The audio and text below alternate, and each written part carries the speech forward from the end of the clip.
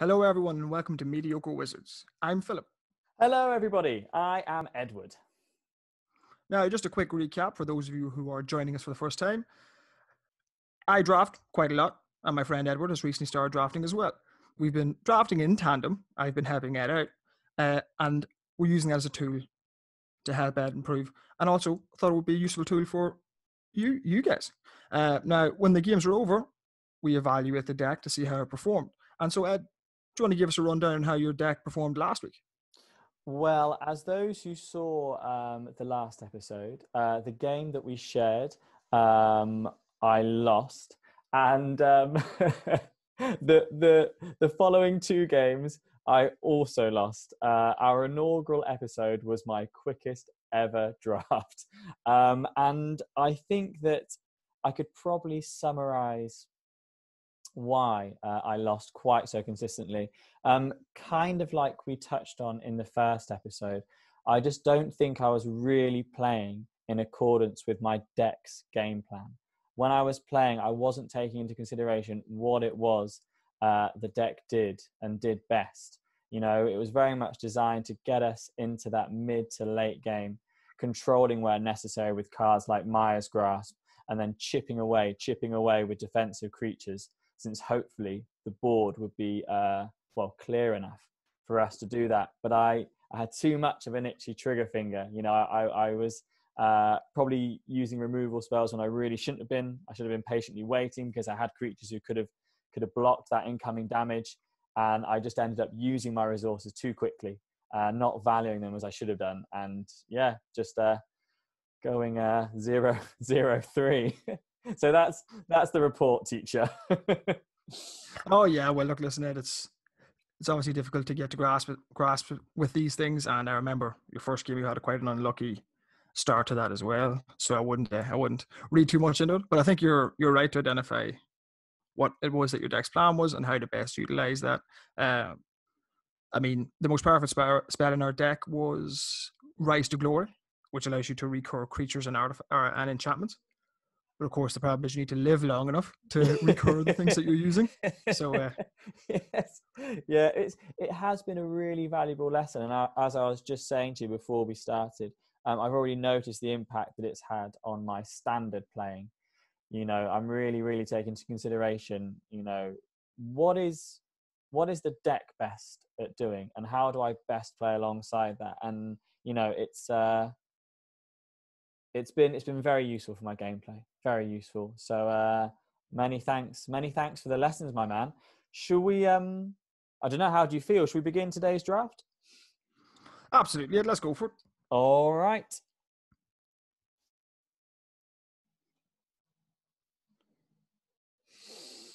Okay, Philip. Okay. So eyes, as per usual, drawn to two of the black cards. Let's just have a more careful look, though. Oh, and just for our listeners at home, this is pack one, pick one. Yes. Sorry, listeners at home. Thank you, Philip. Thank you for remembering. Okay. Let me just have a look. Temple of Abandon enters the battlefield tapped. When Temple of Abandon enters the battlefield, scry 1. So we've got a scry land there for red or green. Oh, Ferez Band Brawler. When Ferez Band Brawler enters the battlefield, it fights up to one target creature you don't control. 4 and 2 green. It's a 4/4. There's a few in here that my eyes are drawn to. Sunmane Pegasus, Daybreak Chimera. Okay, all Philip. right, so which one do you think you're going to pick, Ed? Oh, I mean, we drafted black last time, but my eyes do keep getting drawn to Final Death. Yeah, I think that's probably a very good pick. I mean, I like the cards that you've mentioned.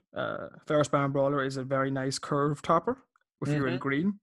But six is quite a while away. Temple of Abandon, great card because it's not a spell. Right? So if you pick Temple of Abandon, you get use out of it. You're freeing up another slot for more spells. You can get utility out of your land slot, which is hard to get sometimes.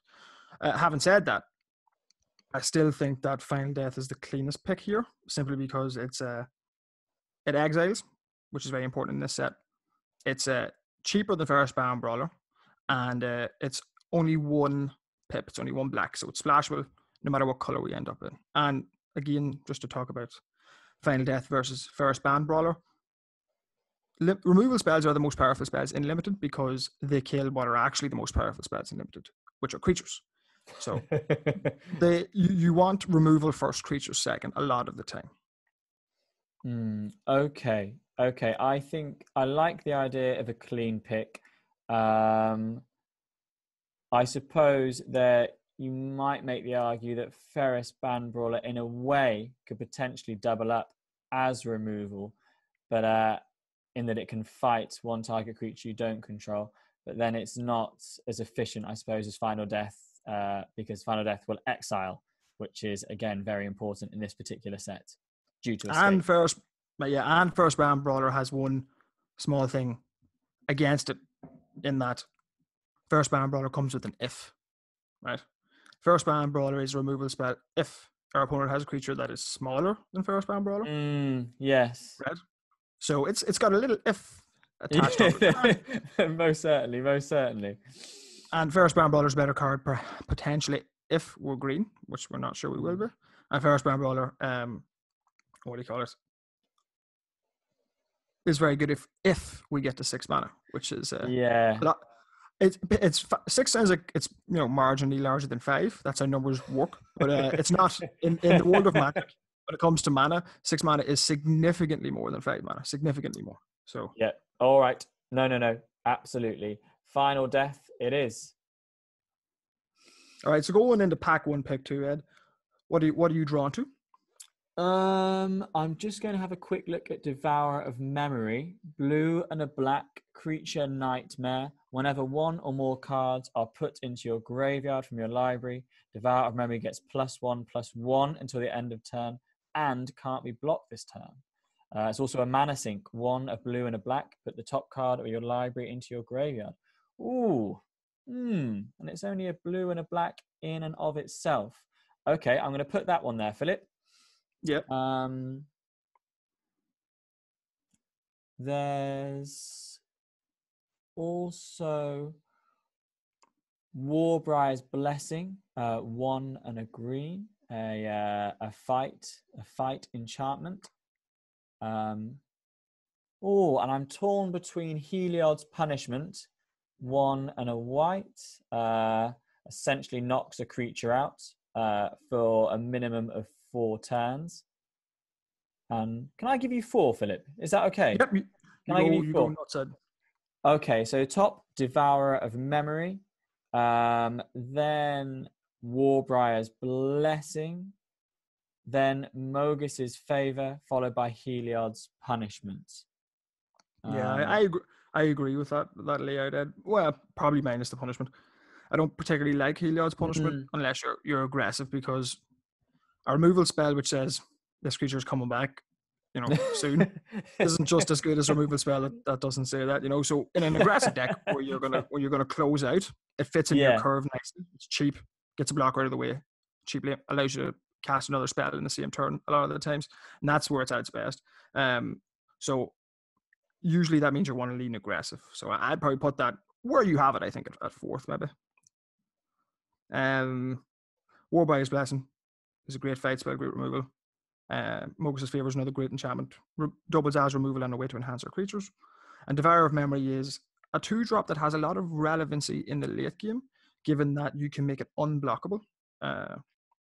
And each time you make it unblockable, it also becomes larger.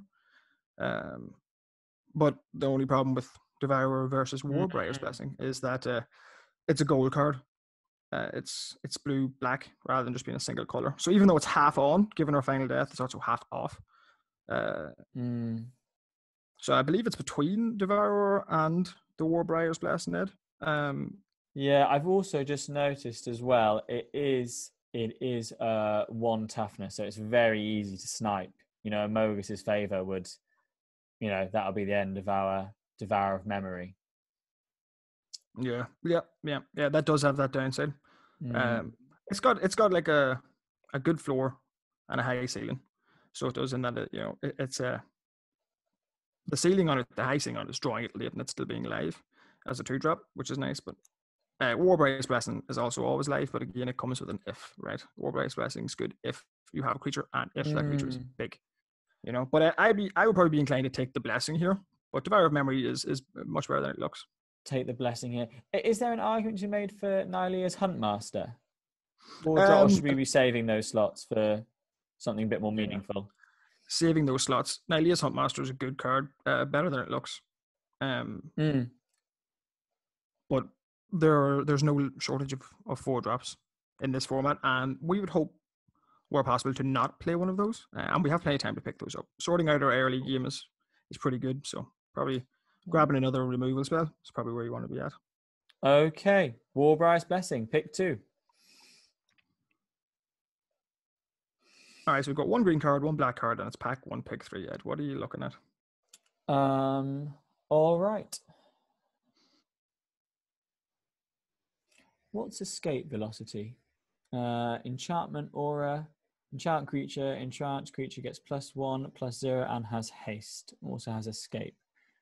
Okay. I'm looking, Philip, at Alseid of Life's Bounty. I played a lot with him in Standard, and I found his ability to be sacrificed and to protect a target creature enchantment just outrageously helpful. Although I suppose my decks and constructed are far more geared towards that kind of thing, and I can't rely on that here. I'm also drawn to Nyx Herald. I've again mostly constructed, but I found his ability at the beginning of combat. Target enchanted creature or enchantment creature you control gets +1/+1 and gains trample until the end of turn. I found that to be a very useful ability. Downside, I suppose, he is an enchantment, so there's potential to remove him. But he's not particularly expensive for all that you get for 3 mana. And I'm also looking at Ichthyomorphosis.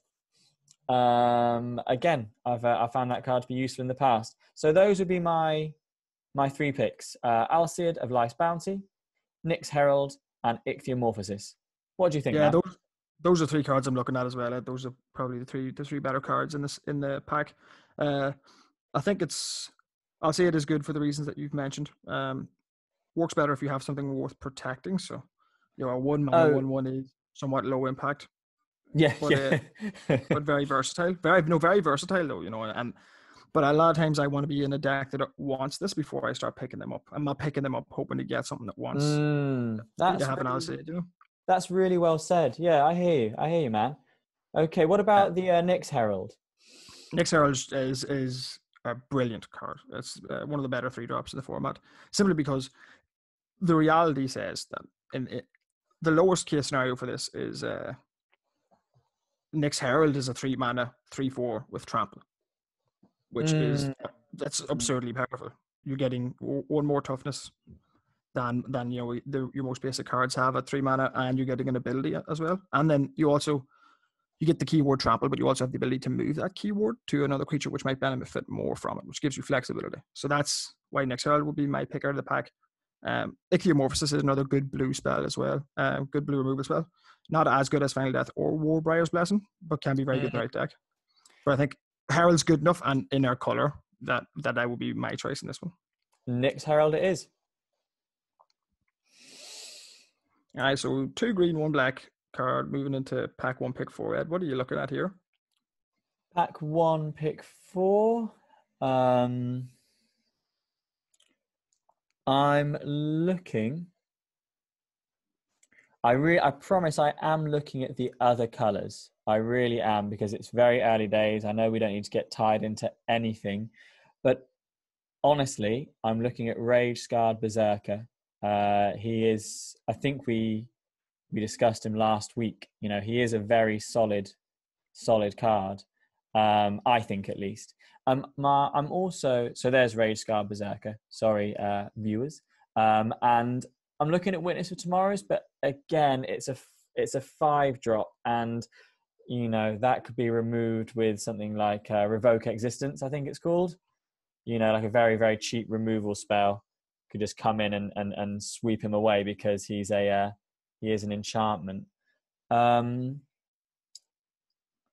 man, I'm going to have to defer to you here. I'm going to say, Rage Scarred Berserker is what's jumping out at me. What are you seeing here? Yeah, we're in a similar situation. The pack isn't great for us. Sitting here, I don't like picking Rage Scarred Berserker. Pick 4. You would like to have something more powerful, naturally. But I agree with your assessment of Witness of Tomorrows. The downside in that card is very real. So, I'm drawn to it naturally as a 5-mana 3/4 flyer. That's like a really good playable card, but it does really have that downside of being sniped by 2-mana removal spells and what Mystic Repeal at 1 mana. So that's kind of heartbreaking. So yeah, I'm looking at Runescar Berserker, Witness of Tomorrows. Omen of the Sun is a white card that I'm really impressed with, as well. And Relentless Pursuit in the correct black-green deck can also be okay. I don't think it's the pick here necessarily. Yes. So I would be sorry. Yeah, go on. No, I was going to say, could you say again about Relentless Pursuit a little bit similar to Alseid in that you don't like if that kind of deck is coming together, then that will be a valuable pick, but you might not want to intentionally get into it through following those cards. Does that make sense? Yeah, precisely. Yeah, because Relentless Pursuit wants you to have a lot of creatures, really. And right now we have more removal spells that aren't creatures than we do creatures. So, taking a Relentless Pursuit, it's easy to whiff. If you whiff in this card, that's heartbreaking. If you just look at 4 cards, it's like land spell. You getting a land out of that for 3 mana. It's just not what you want to be doing with your mana and with your time. So I'm between Omen of the Sun, Witness of Tomorrows, and Runescar Berserker, and I think it's relatively close. Runescar Berserker is unexciting, but it's in our colors, and then Omen of the Sun's a little bit better because it's a little bit earlier, but it's obviously out of our colors. So, well, do you know what?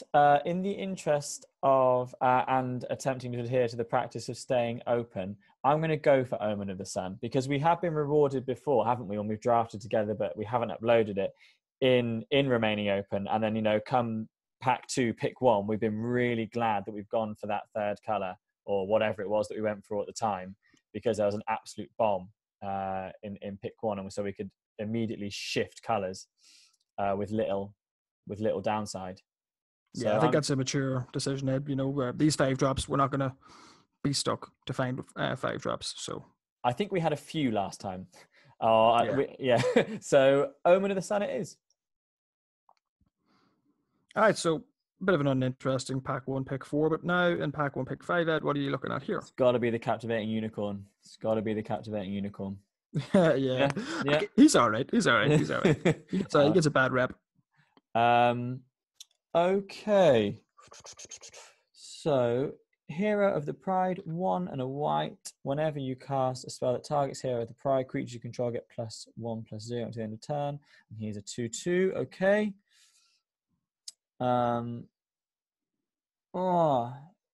Scavenging Harpy again. There's that great enter the battlefield effect of exiling target card from an opponent's graveyard. Well, potentially great. Great. Useful. Hero of the Games. Okay, similar there to Hero of the Pride. Slightly more aggressive. Scophos War Leader. Sacrifice. Yeah, okay. Well, honestly, Philip, I'm not too sure. Because of our colours, I'm drawn to Scavenging Harpy. Not thrilled about her 1 toughness, but flying and with that enter the battlefield effect, potentially useful. Again, not in our colours, and will be a 4th. Vexing Gull, 3-drop, flash, flying, 2/2.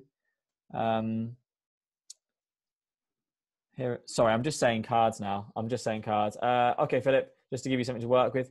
Hero of the Pride, Vexing Gull, Scavenging Harpy. Yeah, I think you're right to be disinclined to take the Scavenging Harpy. I know it's on color, but it's not a good card. It just isn't. I think you've gently told me this a few times now. I will take it on board. Yeah, I mean, the ability is useful. It's not a blank. The ability is useful at times, and flying is useful as well. Evasive creatures are very useful in any number of decks, giving you a way to break board stalls and overcome parity. But given that we have Vexengull right beside it, which is just an all-round better 2-drop in that it can be cast at instant speed, it has more toughness, so it doesn't get picked off by Mox's favor and things of that sort. It's a better flyer than that card anyway. It's a 3-drop. So I would speculate on it. And then the Scophos War Leader is also another great card. So it's always useful. You could speculate on that as well. It's a little bit further up the curve, but it is a good solid creature. Normally you don't struggle to get them though. They tend to rotate a lot. And the Hero of the Pride is probably the best card in this pack. It is the best card in this pack, the 2-mana 2/2, but you need to be white. You need to be aggressive. It functions best in an aggressive deck. So that makes me less inclined to pick it early because we don't look particularly aggressive, and green-white doesn't benefit from being aggressive that much. It can, but... Okay, so you don't think it would potentially work well with the Nyx Herald, or... It can. If the deck comes together, green-white can be pretty aggressive, especially if you're heavily white. So for me, it will be between the Hero of the Pride and the Vexengull. And I would pick the Vexengull because as a player, I prefer more mid-range control style decks. But that's personal preference and bias, and may not necessarily be the correct pick to make if you're drafting to be a winner, Well, no, let's draft to enjoy. I'm going to go for the Vexengull again in the spirit of just remaining well and truly open. I'm going to go for the Vexengull. You ready? I'm ready. All right, I did it. So, pack 1, pick 6. Ed, what do you like? I hate you, Triumph of Annex. yeah. That was a reference to the first episode. Right. Very straight out the gate, I really like Hateful Eidolon. We've got nothing yet that works with him, but I like the guy. He's a 1-drop, lifelink, 1/2, so not that easily gotten rid of. And whenever an enchantment creature dies, draw a card for each aura you control that was attached to it. And I have a lot of time for the spiteful, hateful Eidolon.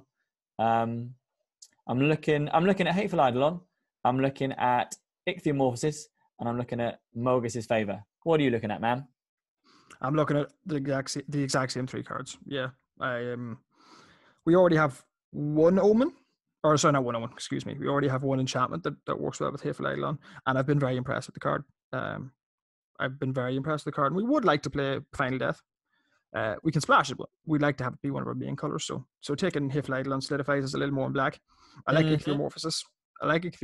It works well with Hateful Eidolon, right? And gives us more options of blue again. And then I like Mogus's Favor as well. So I'm with you on all of those, and I think probably Hateful Eidolon is the pick with the most upside here. I think we have the rest of the draft. Ready?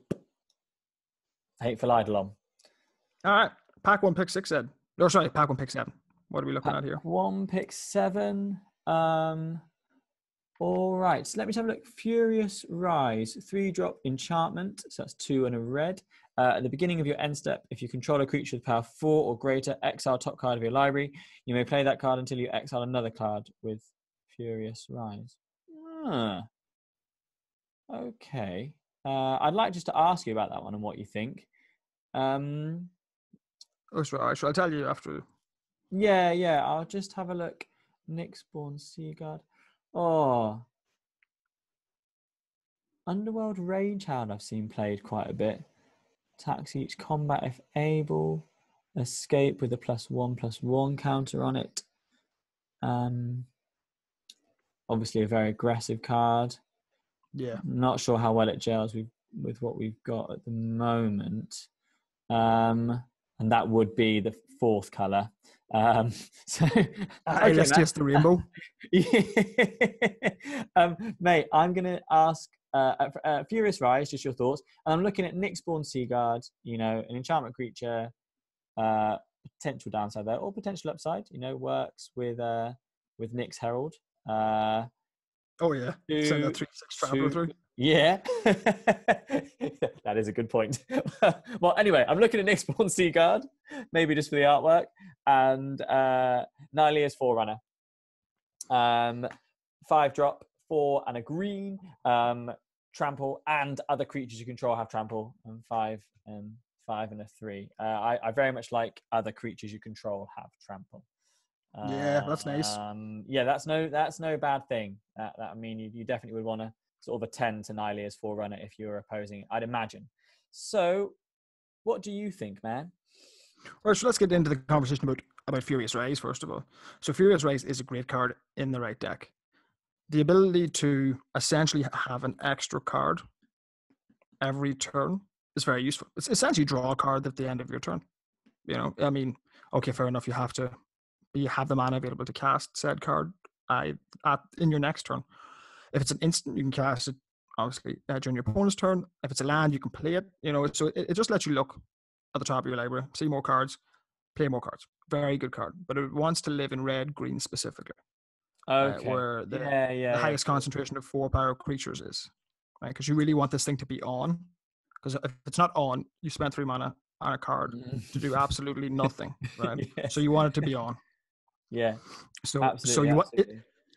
It's a red, green, gold card. It doesn't really, it is on average. It's a red, green, gold card. Even more frequently than average, it's a red, green, gold card. But in that deck, it's a powerful engine that means that deck never runs out of steam. Always gets an extra card, which is very important. I wouldn't pick it here because we have nothing currently that triggers it. Yes. We've no other red cards. But there is an argument to be made, of course, given that we have Warbriar's Blessing and Nyx Herald picking up the Furious Rise and looking to be red-green. Chances are red's going to be open. But then we're passing on Eidolon and Final Death. We can still splash Final Death. So maybe a disciplined choice might be to take Furious Rise here and kind of force red-green, but I never find that works out. Okay. And then I'm with you on Nylea's Forerunner, 5/3 Trampler. Always nice to have one of those in pretty much every green deck. So, and then after Nyx Born Sea Guard, it's a decent card. It does what you want it to do. It's 2/5, blocks well, but you want to be very defensive, And it's cool because it's so bad that it dodges Revoke Existence, Repeal, Mystic Repeal, and Return to Nature frequently because your opponents don't want to use a card on it, right? It's not actually bad. It's a brilliant defensive card and a great blocker. 5 toughness is just soaking up most things, isn't it? Yeah. And it has power, which means it can actually trade with or threaten other cards. Attacking into it isn't free because it can block and actually deal damage. So actually, I think it's a sleeper card. Big fan of it in the right deck. But here, I would be more drawn to Thrill of Possibility as a red card, as a red option. It's the one that allows you to discard a card and then draw 2, so it lets you fill up your hand. And it technically, given that it includes itself, puts 2 cards into your graveyard if you're looking to escape things, which is very nice. For 2 mana, all of those things combined together turn into quite a good card. And a card, if I'm in red, I want like 1 or 2 of, maybe 3, depending on how we're going. But I still think that the Forerunner is probably the pick here. Just 5 power is a lot. Trample's good. Given Trample's good, he has to be dealt with. Yeah. Okay, Nylea's Forerunner. Yeah, it puts the ball in your opponent's court. It's like, well, here's a question. Where's your answer? So pack 1, pick 8, Ed. Scraping the bottom of the barrel here. Give me one card that they like the look of. Oh, I can't help it. Sentinel's Eyes. Although, I mean, again, we're not looking particularly aggressive at all. But having one of them isn't necessarily the worst thing in the world. If we do, hopefully we're going to pick up some more powerful, meaningful creatures power-wise. So if we have one floating around and, we get that creature out, put on a Sentinel's Eyes, +1/+1 and Vigilance, that's no bad thing. And the escape cost, as everyone knows, is very, very cheap. Yeah. No, I think you've hit the nail on the head here. Other cards of note, potentially a Final Flare, the 3 mana instant in red that allows you to deal 5 damage and sack something, but we haven't much hanging around to sack. You like to have something that's not a creature to sacrifice, so works well with like Omen of the Sun or Warbriar's Blessing after the fight has happened. So like, that's a decent card as well. Funeral Rites is in black, which is a color we're not married to, but it is, most decks will want like one Funeral Rites probably at least. So it's a good card.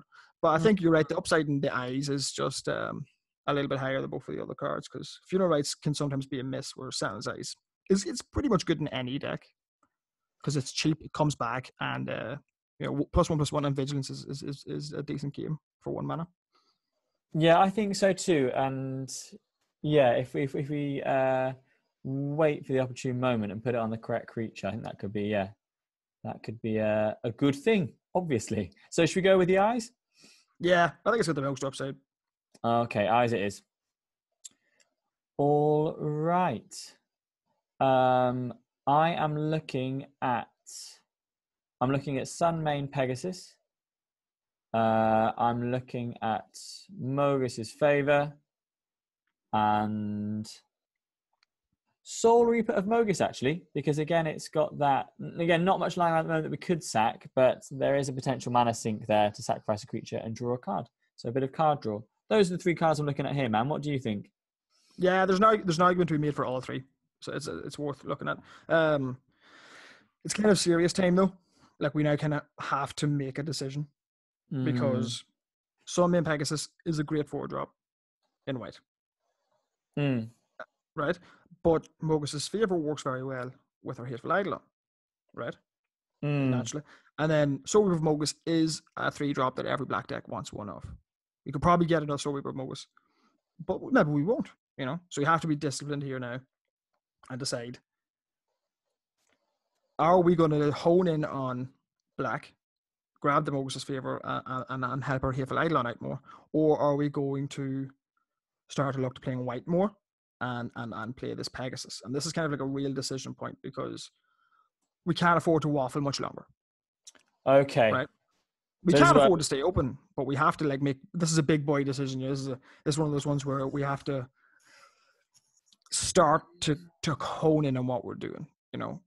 So I suppose the question is: would you prefer to have a Hateful Eidolon, a Final Death, and a Mogus's Favor, or a Sentinel's Eyes, a Sunmane Pegasus, and an Omen of the Sun?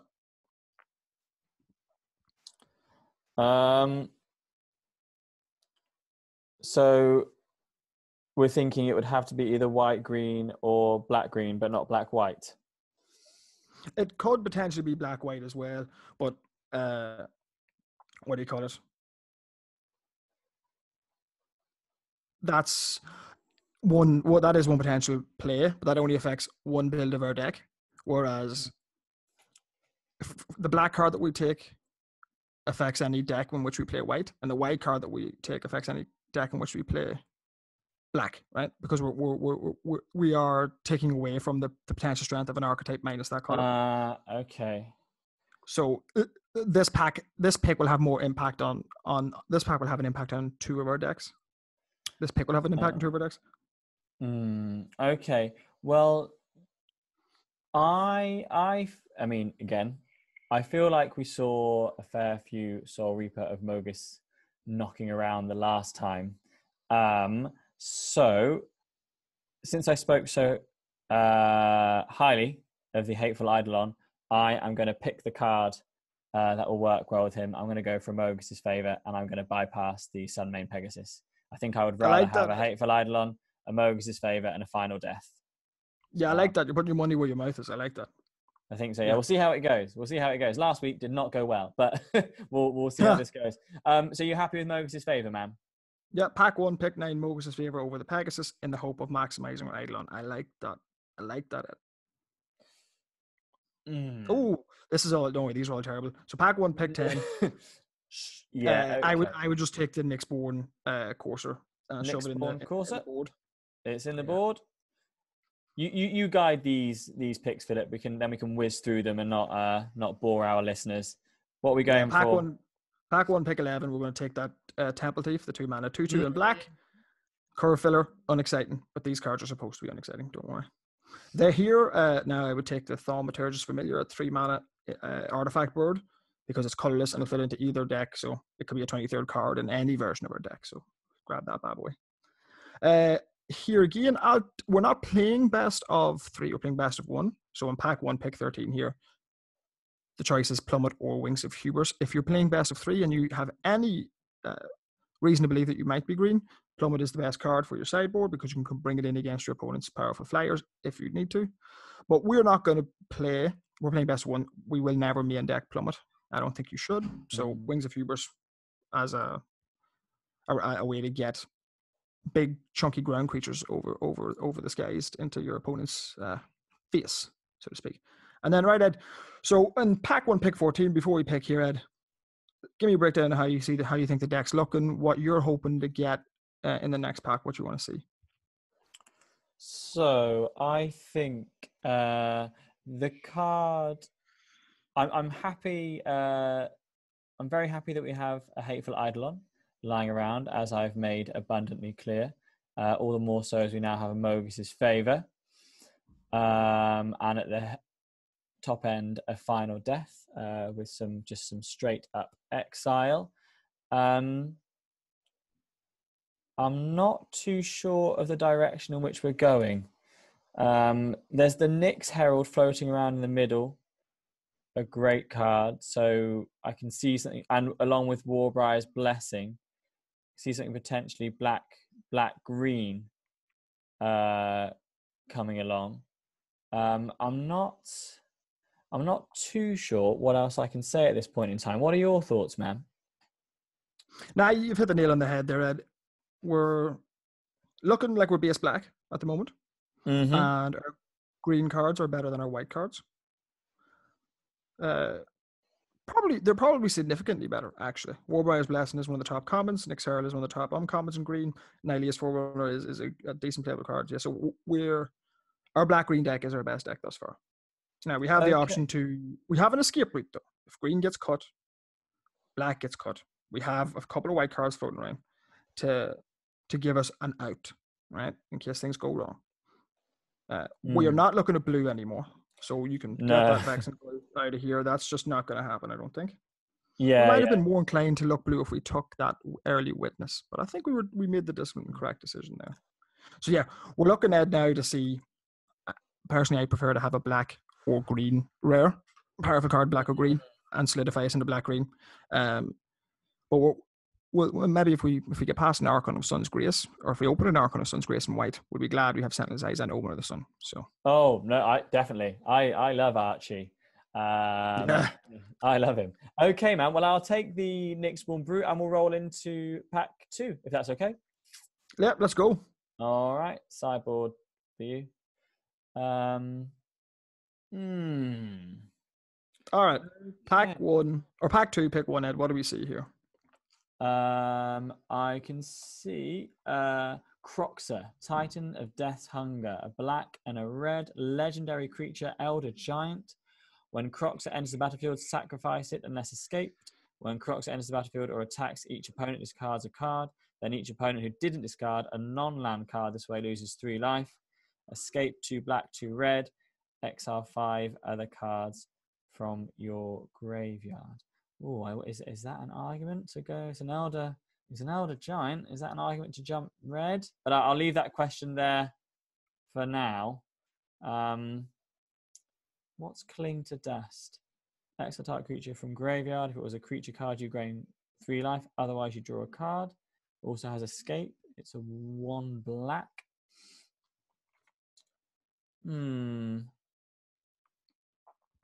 Philip, I'm honestly, I'm a little bit stumped. There's nothing much in terms of black or green, to my eyes at least. And I'm just thinking about this Elder Giant now. Help me out, man. Yeah. Oh no, you're definitely right to be looking at that Elder Giant, Ed, because this is a weak pack for us, certainly, but this is also just a weak pack in general. Like, there's nothing great here at all. And Croxa is, how would you best describe it? Croxa is a powerful card. I don't believe Croxa is quite as broken as some of the other gods, but it's really up there. Sorry, some of the other Elder Giants. Now, thing is, we have 1, 2, 3, 4 good black cards. Well, we have 3 good black cards, and a Temple Thief hanging out. So I think, given that this pack is just very poor, Croxa Yeah. is an uncontested pick almost. Well, I suppose that's probably a good thing to build on here, actually, isn't it? I mean, so I'm learning, like, yeah, you know, if a pack is just underwhelming for what you're looking for, I suppose it's just a good course of action is just take the bomb.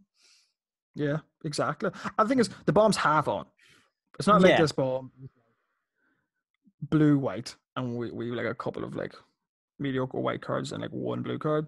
This card, this like we want to play black, pretty much as we want to play green. So like the fact that this is half on and it's one of the halves that we really are cemented in makes it less of a risky pick. And like Dream Shaper Shaman is in red anyway, so we're not gonna take that over Croxa and move in red when we have to move in red for Croxa. That's not even that good of a card. Cling to Dust is a good black card as well, but not so good. Yeah, it doesn't affect the board. Sure, it interacts with graveyards and it's a way to draw cards and you can escape it, but again, just not a good card, not a strong card. You know, not a card that's going to pull you towards picking it. So where's Croxa? Just if we can make it happen, it's great. And if we just get past like some good black cards now and then some more good white cards or some more good green cards and we don't really see much red, you know, we can forget about Croxa, you know, and just, you know, move on with our life. All right, Croxa it is, my man.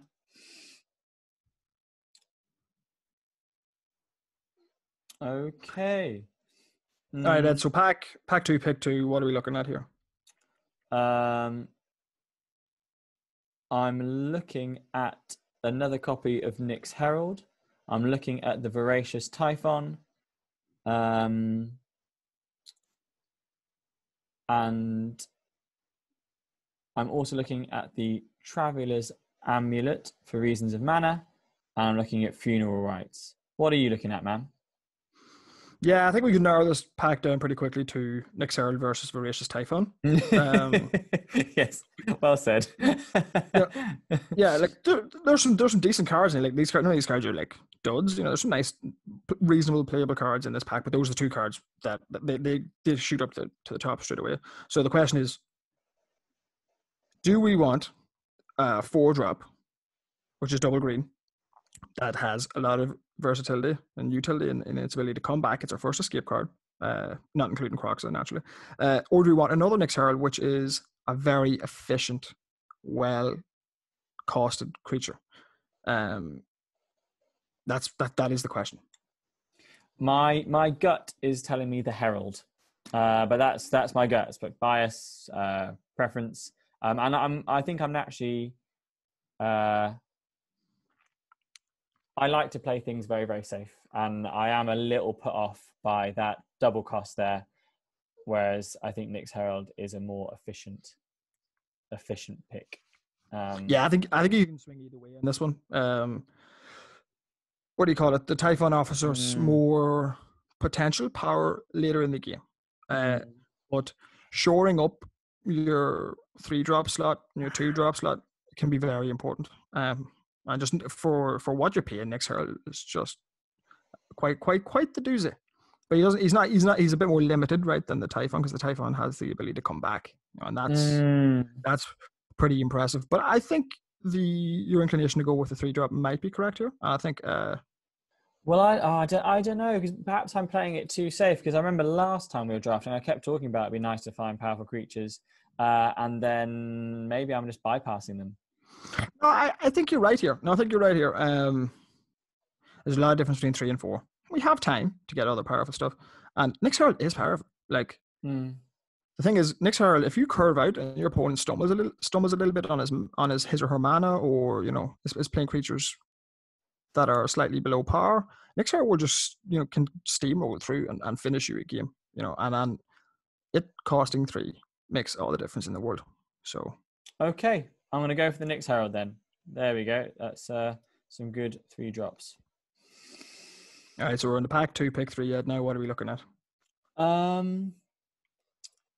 Okay, so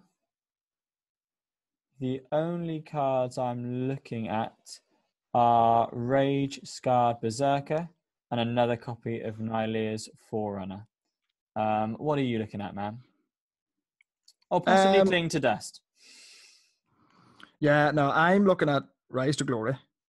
Rageguard Interesting. Berserker, and Nihilius Forerunner. Do you want to start with Yeah, Rise to Glory? Rise Glory is the best card in the pack Mm, by a significant amount. A significant amount, because mm, it's pay 5, get a creature back from your graveyard onto the battlefield straight away, and also return a war card from your graveyard onto the battlefield straight away. mm. So you're paying 5 mana to get what oftentimes can be 7, 8, 9 mana's worth of effects, and those effects don't cost you any cards. Right? So you pay a card, but you get 2 cards worth of value, and you pay 5 mana, but you get 8 mana worth of value. Right? So like that means, and I mean in Magic, whoever has the advantage of having the most cards and the most useful impact on the board and using the least mana to do that is the player who will win 9 times out of 10. Problem is, we're really not white, is the problem. Could we splash white at that because it's 5 mana. We're not likely to want to use it early game. Yeah, we could easily splash Rise to Glory. Absolutely.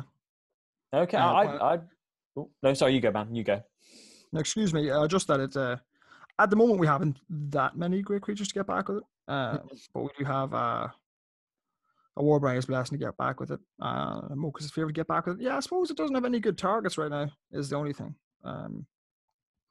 Will be the one issue with it. So yeah, we could splash it, and it is the most powerful card. We don't have that many great targets for it. But we can work off the assumption that we'll probably get some targets. Or we can take the safer pick of the Forerunner or the Rageguard Berserker. I'd be inclined to probably take the Berserker now, just to give us some variety at the top of that curve, because Nihilius Forerunner has the same problem that Witness of Tomorrow has, which is it's dead to enchantment removal, right? So so Rageguard Berserker is the safer pick. Rise to Glory is the more powerful pick. And again, we're still not green. We have 4 green cards. We're not green. Yeah, take the Rise and hope to splash. I was just about to say let's go for the Rise because we've still got a lot of picks left to go to pick up a common in our 5 slot. Yeah. Yeah. Right, Rise to Glory. Yeah, it's worth the splash. It's more powerful than the cards that we were looking at. All right, they are Rise to Glory. You're in. All right, so pack 2, pick 4, Ed. What are we looking at here? Pack 2, pick 4. I'm looking at Wolf. What's Wolf Willow Haven? An enchantment, an aura, enchant land. Whenever enchant land is tapped for mana, its controller adds an additional green. Okay. 5, sacrifice Willow Haven, create a 2/2 green wolf creature token. Activate its ability only during your turn. Okay. I'd be interested to hear your thoughts on that. I'm not convinced of how good a tool that is, but I might be well off there. I'm looking at Omen of the Dead.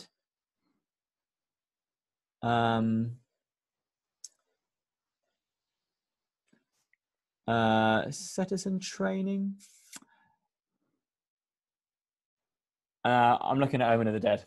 What are you looking at? Yeah, I'm looking at Wolf Willow Haven, Omen, and possibly the Training either. Training's okay. Yeah, sorry, but I should have read that out.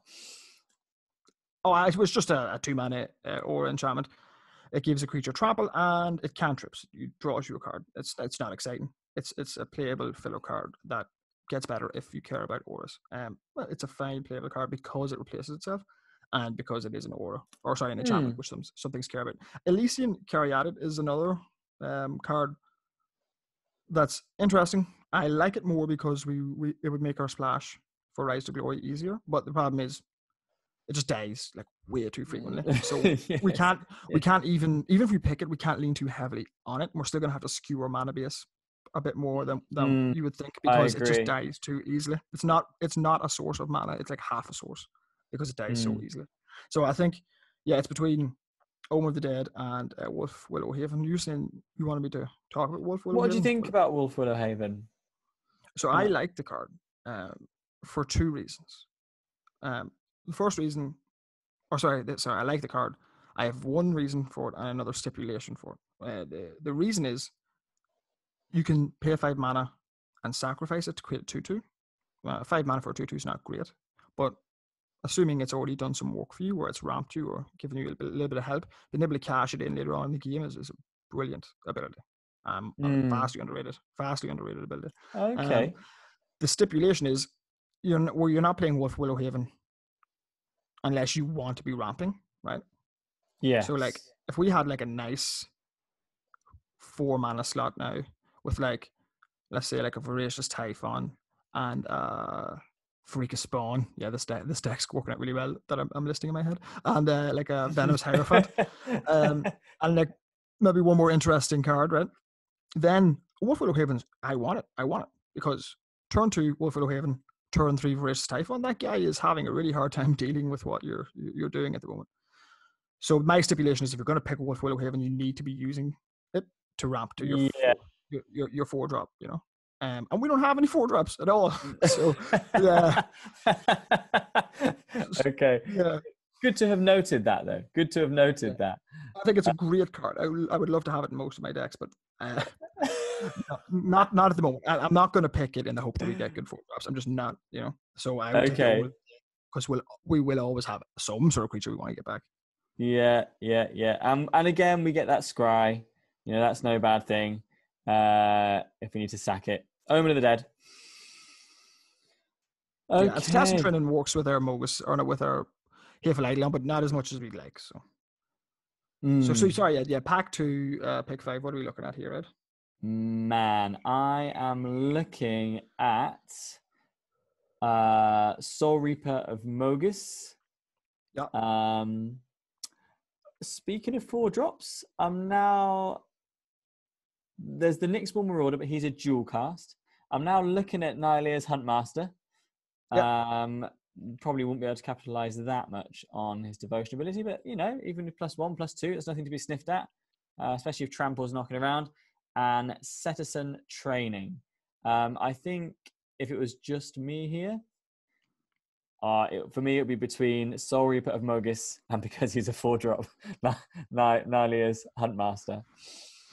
Yeah, they're all reasonable mentions, but funnily enough, I don't believe either of them are close to being the best card in the pack. I mean, Eutropia, the twice favorite, is the best card in the pack by a country mile.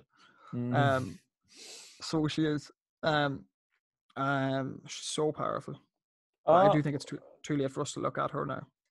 Could we take her and splash blue and not splash Rise to Glory? Or no, I don't think so.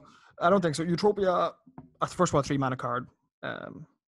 It's just not a good idea to splash that card because on average you're going to cast your splash cards a couple of turns after you'd ideally like to.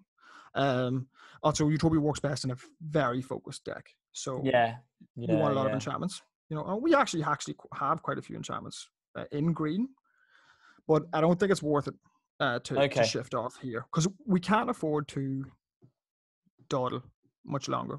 You know, the business end of this pack is almost finished, and we're still dawdling a little bit. So Eutropia, lovely card. Shouldn't pick it here, I don't think, just for discipline reasons. And then Omen of the Sea is the next best card after that. The Omen of the Sea, the 2-mana flash enchantment that draws you a card and scries you, and you can scry too. Sorry, previous to drawing the card. It's the next best card, and then after that, you're getting into like the common slot where like Deny the Divine, Soul Reaper of Mogus, Nylea's Forerunner, Cetacean Training, and Traveler's Amulet. Will be the cards you could think of. So Traveler's Amulet's nice because it helps us splash or rise. All right, Ed. So pack 2, pick 6. What's jumping out at you? Okay. So on color, you know, assuming that black is the thing, we have Cling to Dust once again, and there is that Rage Scarred Berserker. There's also Aspect of Lamprey, 3 and a black, an enchantment. Enchant creature you control. When Aspect of Lamprey enters the battlefield, target opponent discards 2 cards. Enchanted creature has lifelink. No, for me it would be either Cling to Dust or Rage Scarred Berserker. What are you thinking, man? Yeah, I think you're on the money there, Ed. Haven't been impressed with Aspect of Lamprey. The discard effects, it's okay at times, but a lot of times by the time you play this, your opponent's usually close to being out of cards anyway. The lifelink's relevant, but just the effect isn't worth 4 mana on a card, I don't think so. I think I'd rather use 4 mana for something else. Yeah, I think you're right. Let's see, we're low on 2-drops. That's not really an option. Mm. I Um, I could easily see either Rage Guard Berserker or Cling to Dust here. Cling to Dust gives you some graveyard interaction and technically is a small amount of card draw. And then Rage Guard Berserker is just a big, good sized body. do you know what I'm going to do? I'm going to go for Cling to Dust for the now. I know we're not particularly overwhelmed with it, but and again, correct me if this thinking is incorrect, but it is technically an uncommon. We're more likely to see Rage Scar Berserker again at some point, maybe even in this pack, but almost certainly in the next pack. So if we need a creature like that, we can go for it. Arguably less likely to see Cling to Dust. Yeah, I mean, it's all about, as you say, it's all about how much your deck wants certain effects. And King of Dust isn't really high on our list, but it's not low on our list either. Like, it's something useful, worthwhile picking up. And you'll always want creatures, but as you rightly said, we're going to see more 5-drops. So King of Dust is probably a safer or a reasonable pick here. Yeah. Okay. We're not really excited about either of them, so it doesn't. Thank you for giving me the leeway to potentially be making mistakes. Cling to Dust, it is. I don't know how true that is now. Ooh. Yeah, that's a dud. Pack 2, pick 7. What are you looking at? 2, pick 7. We could go for a second Temple Thief. We're not Yeah. going blue. I mean, is another Thaumaturge familiar? Probably the Thief, Ed, honestly. It's probably the Yeah. Thief, you know. Okay. Thaumaturge is familiar's fine. I don't mind playing one of them, but Thief at least fills up our curve, and sometimes can get in for damage on boards where he's not blocked. So at least he can trade off for stuff, right? He's got more power than the bird. Yep. Okay, Temple Thief. All right, so pack 2, pick 8. Again, Ed, nothing for us here at all. What would you speculate on in this pack? Oh man, I mean, so we did take Croxer earlier, since that was by far and away the best card in our first pick. We haven't really been able to utilize him. Is there still an eye? I mean, it's very unlikely we're playing Croc, so cool. So it is. Right. Just right. out of interest, Ed, what's in the board? What's in the sideboard for blue? You have a Vexing Gull, do you, if I remember correctly? One Vexing Gull. Yeah, that's really not enough. I mean, Yeah. obviously on color there's Underworld Dreams, but it's a 3 cast. Yeah, and it's just terrible anyway, Yeah, I think so. Yeah, its overall effect is pretty underwhelming, isn't it? Yeah. No, is there anything that I mean, there's Wrap in Flames. That's an aggressive closure most of the time. We're just not going to use that. Yeah. Nah, I think with this one, I'd just grab Whirlwind Denial and stick it in the board. If I was in blue, I'd probably take the Stern Dismissal. I like that card. Me too. I like Stern Dismissal a lot. I should maybe take the Stern Dismissal. It doesn't matter. Probably not playing it anyway. Yeah. Yeah. All right. Stern Dismissal. Oh my goodness. Yeah, hopefully things straighten up a bit for us. Oh, all right. So pack 2, pick 9. What are we looking at? Philip, Nyxborn Courser is not enough to reawaken anything vaguely white. Mate, I'm looking at either the Temple Thief or the Nyxborn Colossus for some just top end heavy hitters. But again, that's a 6-drop who is potentially subject to some very cheap removal. So, yeah, but like Temple Thief, I mean, I already have 2, which is too many. That's 2 Temple Thieves too many in your deck. So I really don't. We're not playing a third time. Oh, well, maybe we would if our curve was really bad. No, I'd rather resign from draft than play 3 Temple Thieves. No, just taking that next one Colossus. All right, Nyxborn Colossus. I'm grabbing the wheel. No more Temple Thieves. Okay, so we are definitely in the wrong colors at this point. But that's not a bad sign, because it means we were probably in the right colors in the first pack, and now we're getting past, obviously that side has been cut off from so we're probably in the right colors, and then pack 3 should hopefully hook us up. So what do you want to grab here on pack 2, pick 10? Is there any chance, Philip? I suppose if anything, it's more likely we'd end up going white than blue. Yeah, absolutely. It's very, very unlikely at this point we are going to go red. So, in the interest of 2 drops, perhaps Leonin of the Lost Pride, 3/1. Yeah. You know, he's a good aggressive blocker. When he dies, which he will do, exile target card from an opponent's graveyard, potentially useful. Yeah. Yeah, I think that's probably the right decision, I do. And there's Hero of the Winds, 4-drop, good I defensive found it card. to be unimpressive. The body is okay. It's a relevant defensive body, but it's just quite understated for the cost, and the ability, while useful at times, is better on a creature that is lower down the curve. You know, Mm, turn 4, you don't want to be casting a hero. You want to be casting the spells that target the hero, if you know what I mean. So, yeah, but if yeah, it all yeah. where it does, it's not where you want it to be. So, I'd say yeah, Okay, take man. the Leona of the Lost Pride, and we'll have to really keep our eyes open for white next pack because Yeah. sort of getting stuck here. All right. So In I in suppose we can go quicker through this one, Ed, because there's only a few picks left. So pack 2, pick 11. Pious Wayfarer, just in case. Uh, no, we're still not even that good. You really need to be loaded up on enchantments. I think people are too high in them. I'd take another Mm, cling.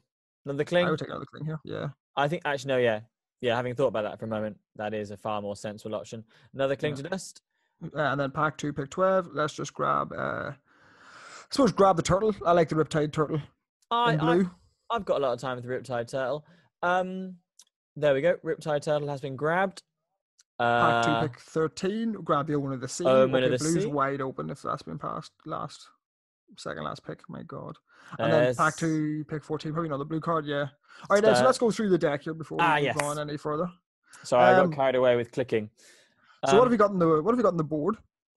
That's In white. in the board that's white, we have a Nyxborn Corsair. Okay. And then we have, what's it, a Stern Dismissal, a Riptide Turtle, an Omen of the Sea, a Vexengull, and we're about to pick up another Stern Dismissal. We're about to have a couple of Stern Dismissals.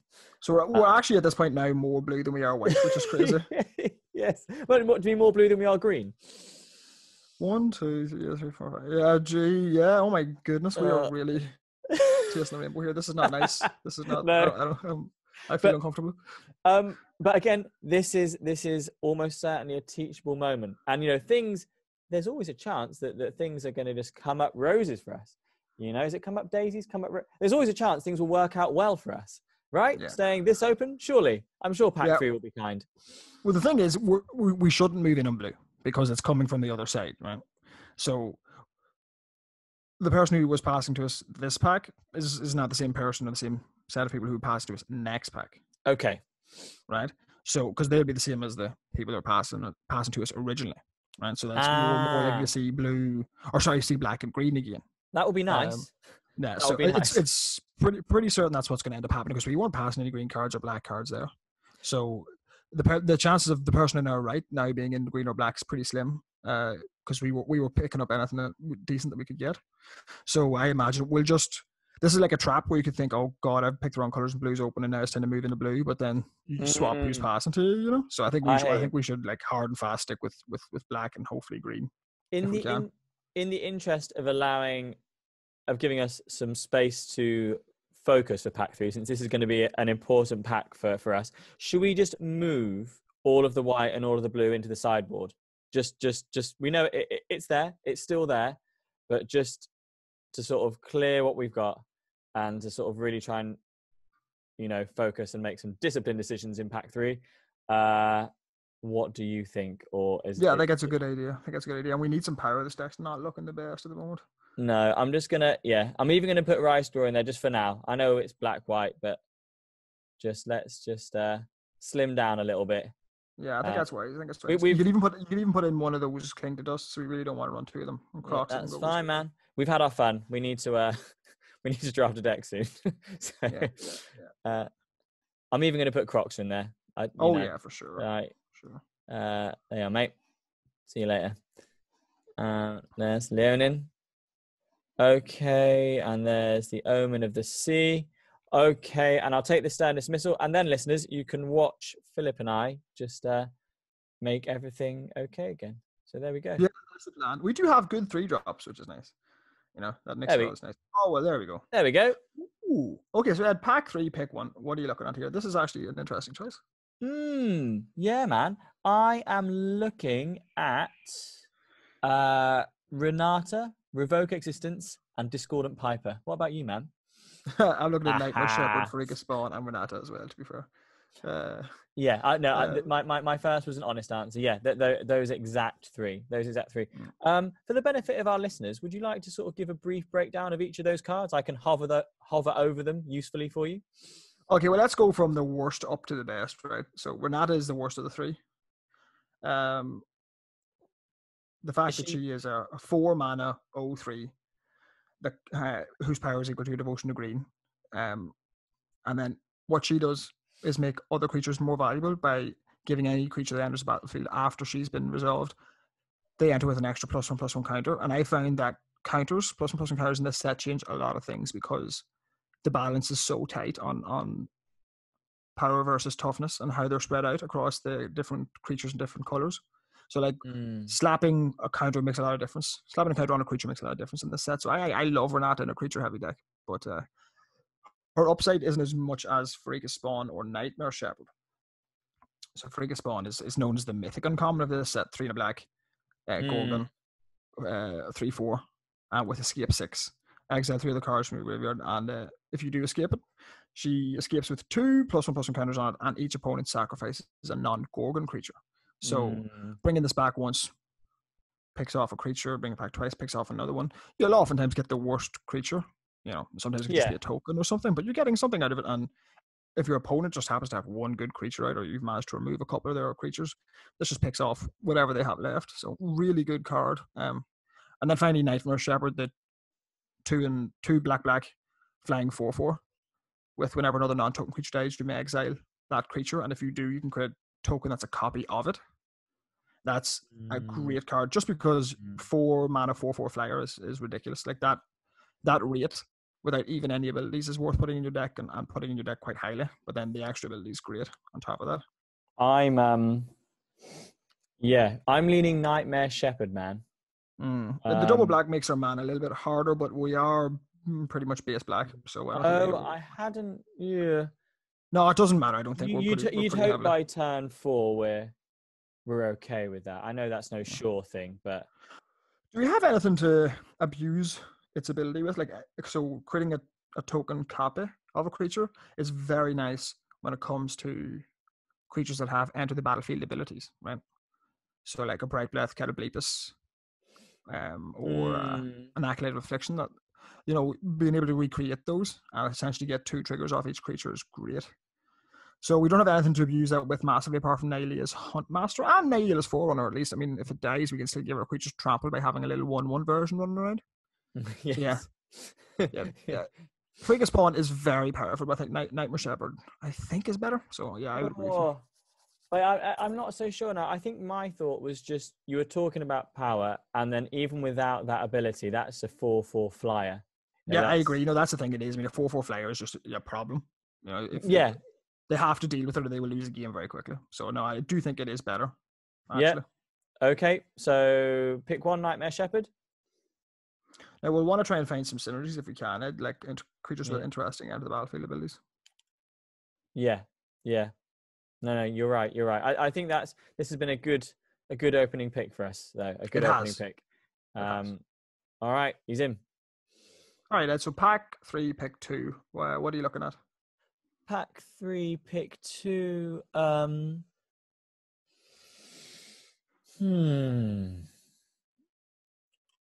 Doesn't seem to be a great deal here for us. No, there's not really.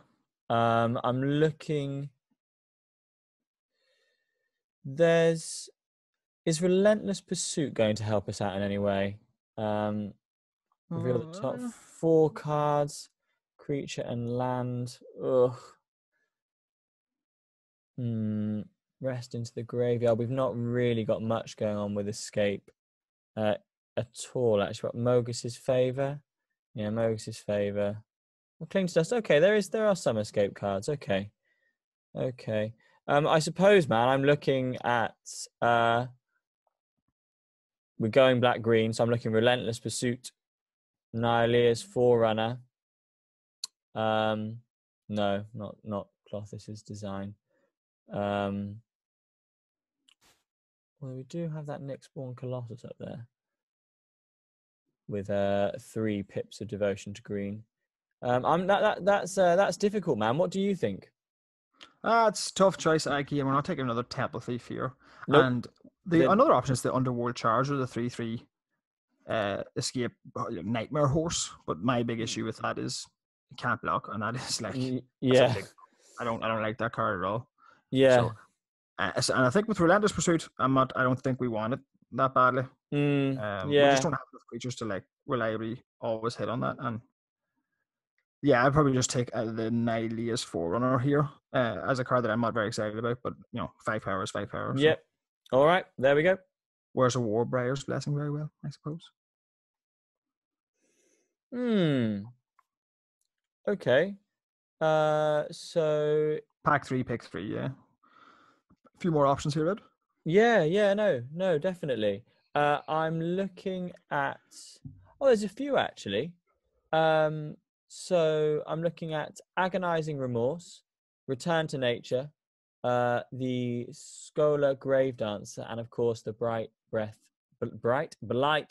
Catoblepus. Yeah, they're all very good cards in their own ways, and depending on what your deck needs at any given moment, you could pick one or the other. Like I would like to pick the Grove Dancer here because our 2-drop slot isn't great, but Temple Thief is effectively in their deck as a copy of Grove Dancer, so we don't care too much about putting cards in our graveyard. So I think here the pick is actually the Blight Breath Catoblepus, simply because, as we've talked about before, 6 mana, 3/2 that also kills something is great, and this we can abuse with Nightmare Shepherd. So if Blight Breath Catoblepus dies on the battlefield, we can return it as a 1/1 copy of itself, and its ability will trigger again. Yes. Yeah. So I think the upside on that is much, much better, and then it means we were less inclined to play the next one, Colossus, which we don't want to play anyway. That is a very good point. Yeah, that's some synergy there. Okay, Blight Breath Catoblepus it is. Okay, and then pack 3, pick 4. Anything worthwhile here? I am looking, Philip, at the Venomous Hierophant with Death Touch and 3/3. And I'm also looking at the Loathsome Chimera as an aggressive card that, again, makes use of the escape mechanic. Which one are you leaning towards it? So Hierophant would go into our 4 slot. 3 cards would need to go into the graveyard.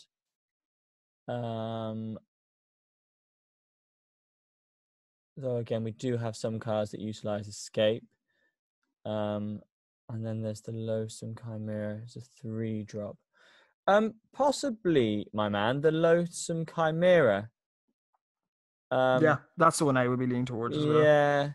I think also to get as it works very well with our. I know it's like an ideal scenario, but if our Nyx Herald and the Loathsome Chimera are out together, that's no bad thing.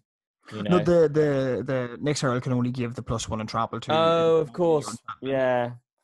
Okay. Why? Sorry, then I was working under a mistake. Why are you leading toward Loathsome Chimera? It's our first actual escape card, Like, I mean, Cling to Dust most kind of count, but they don't really count. 4 power is a lot of power on turn 3 if you curve into it and your opponent stumbles.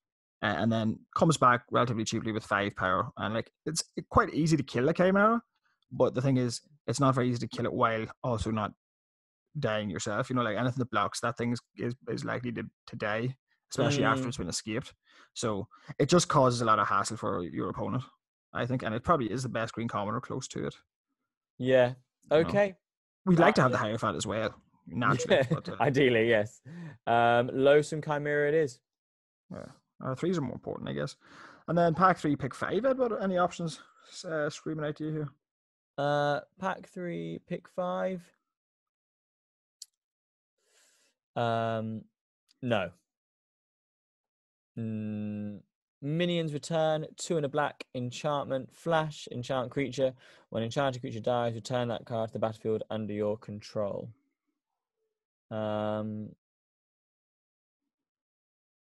Okay, so a potential way of stealing another's creature. Aspect of Lamprey. And then I suppose we've technically got a few more creatures now. Relentless Pursuit. I'm not sure, Philip. I'm not sure. What do you think? Uh, it's probably Relentless Pursuit at this point. Yeah, we do have a couple more creatures now. We do actually have an escape creature now. Um, I would like to. I would almost like to speculate on Siona if we were in a better position, because we were thinking about Oh, yeah. splashing white for Rise to Glory. But the big problem is that we never really got there when it came to auras. We have Warbriar's Blessing and Moses' Favor, so it's not enough to really run either Rise to Glory Mm, or Siona actually at the moment. So probably Relentless Pursuit's the right pickup and have us draw a bit of some cards. We don't have any card drawn apart from our Klings. yeah, yeah, I think so. Okay, Relentless That's Pursuit. another 3-drop, but we do kind of want some 2-drops at this point. Well, there's no 2-drops, but Gary is here again. Oh no, there's just a test and skirmisher here in pack 3, pick 6 too. Don't sleep Oh, on yeah. him. You can definitely sleep on him. Don't worry, he's terrible. So, okay, here I'm not looking at Wings of Hubris. Is there an argument at all to be made for Farika's Libation? To get rid of a pesky enchantment or an unwanted creature? But I think really it would have to be Gary. We could knock out a Forerunner and pop in Gary. Yeah, that is precisely what I would think of doing as well. Yeah, precisely like I'd knock out the 4 or 2. There's an argument for taking Farika's Libation here simply because our removal is pretty low. We have 1 final left and we have 1 Warbriar's Blessing. Warbriar's Blessing is pretty clean, but it's sometimes situational. And most favors not really close enough to count as proper removal. So that's a low removal. That's a low count. But at the same time, Gary works very well with our Nightmare Shepherd. Yes. Very well with Nightmare Shepherd. Getting 2 triggers off Gary would be great. So it's probably the right pick because the upside is slightly higher, I think. Okay. Upside is slightly higher with Gary. There we go. Gary. Let's pick 7 now. What are we looking at now? Pick 7. I'm looking only at. I have eyes only for the Venomous Hierophant. Yeah, that's got to be it. The next one, Colossus, we already have one of those and we don't want to play it anyway. So there's no point really looking at anything else. Yeah, I think the Hierophant's the right pick.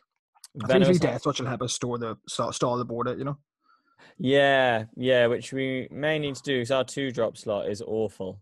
Yeah, we do have a hit for Eidolon, which is like half of a 2-drop. So. Oh, perfect. Lampad of Death Vigil, perhaps. Pack 3, pick 8. Lampad of Death Vigil. Yeah, I agree with you. Yep. For just for those, I'll just give a bit of detail, almost for the sake of detail. 1 and a black, and it's an enchantment creature. Pay 1, sacrifice a creature. Each opponent loses 1 life, and you gain 1 life. And 1 power, 3 toughness. And yeah, I like Lampad. I think solid card. What about you? Yeah, I agree with you. And Lampad gives us the option as well, Ed, to select when we essentially get to reuse the triggers of our creatures with Nightmare Shepherd.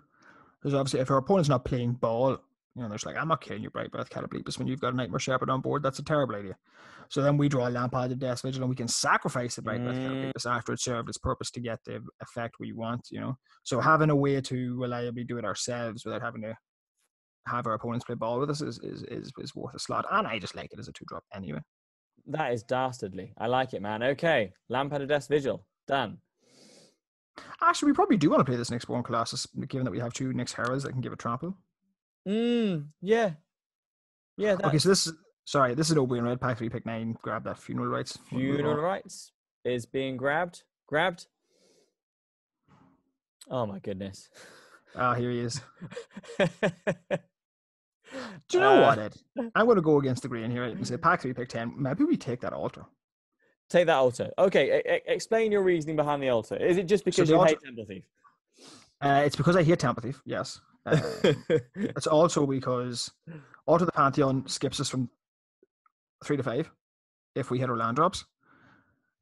Which means, given that we have a Grey Merchant, a Blight Breath Catapletus, 3 Nihilist Foreigners, and X1 Colossus, we don't mind skipping 4 and jumping straight to 5. And in fact, we might actively want to do that given that our early game's quite weak. Yeah.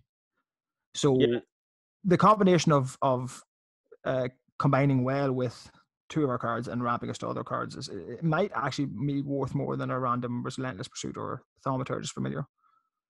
Yeah. Yeah. Okay. Yeah. Okay. So let's go against that grain. Altar of the Pantheon it is. I don't like playing cards like that. I really don't, but it might be the right one. Mm. Okay, so pack 3, pick 11. Nothing of note here. Fruit of Tizerus is literally unplayable. Or Tigers, I'm not sure how you pronounce it. We can just grab the second altar and put it in the sideboard and move on with our lives. Altar of the Pantheon is going in the sideboard. Grim position merely because he is on colour. Do we want the bronze sword? I mean, Key and Bronze Sword doesn't do anything. You know, you pay 1 mana, you don't get anything, then you pay 3 mana, and then it makes your creature slightly bigger. But that effect's not really worth a card. And like, if you draw this and you're behind, it's just awful. Great. I'm glad I've got my bronze sword. Precisely. So, I mean, I will probably grab it anyway, put it in the board because no, you probably grab the Grim Physician. Yeah, or at least it's a creature. Exactly. Yeah, Grim Physician. I think we're going to have to grab that aspect of Lamprey pick 13. How many picks are there in this thing? I should know by now. There are 14 in total, so yeah, pick 13, Ed. Yeah, we're going to have to pick this aspect by the looks of it. Aspect of Lamprey. We ended on a memory drain last time, I think. Yeah. So there you go. All right, Ed, so that's us done. We've gone through those last 3 picks, motored through them, nothing worth talking about in them. The deck didn't really get there. It's not bad by any stretch of the imagination, and we do have a very good card, Nightmare Shepherd, and some valuable options. So what are you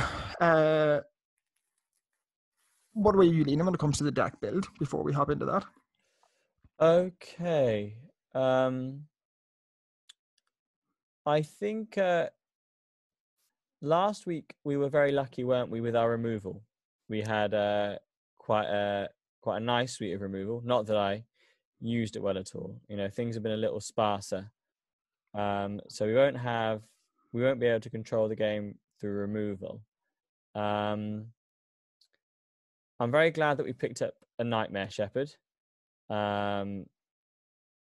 Is there any potential, do you think, for sort of, do we have the option of building around him, Philip, or do we just not have what's needed? He doesn't. The cool thing about Nightmare Shepherd is he doesn't need to be built around overly, in the sense that the floor on Nightmare Shepherd, the field case, is a flying 4/4 for 4, which is just exceptional. And then any additional synergy we have is useful. Nyx Herald can pump the Nightmare Shepherd to get in for 5 in the air because Nightmare Shepherd is an enchantment creature. Then we do have Bright Breath Catapletus to recur with, or to abuse with him. We do have Gary to abuse with him. And even Nihilius Huntmaster, it's a enter the battlefield ability of giving your creatures +X/+X until end of turn, where X is your devotion to green. That can be reused in a situation where we need to.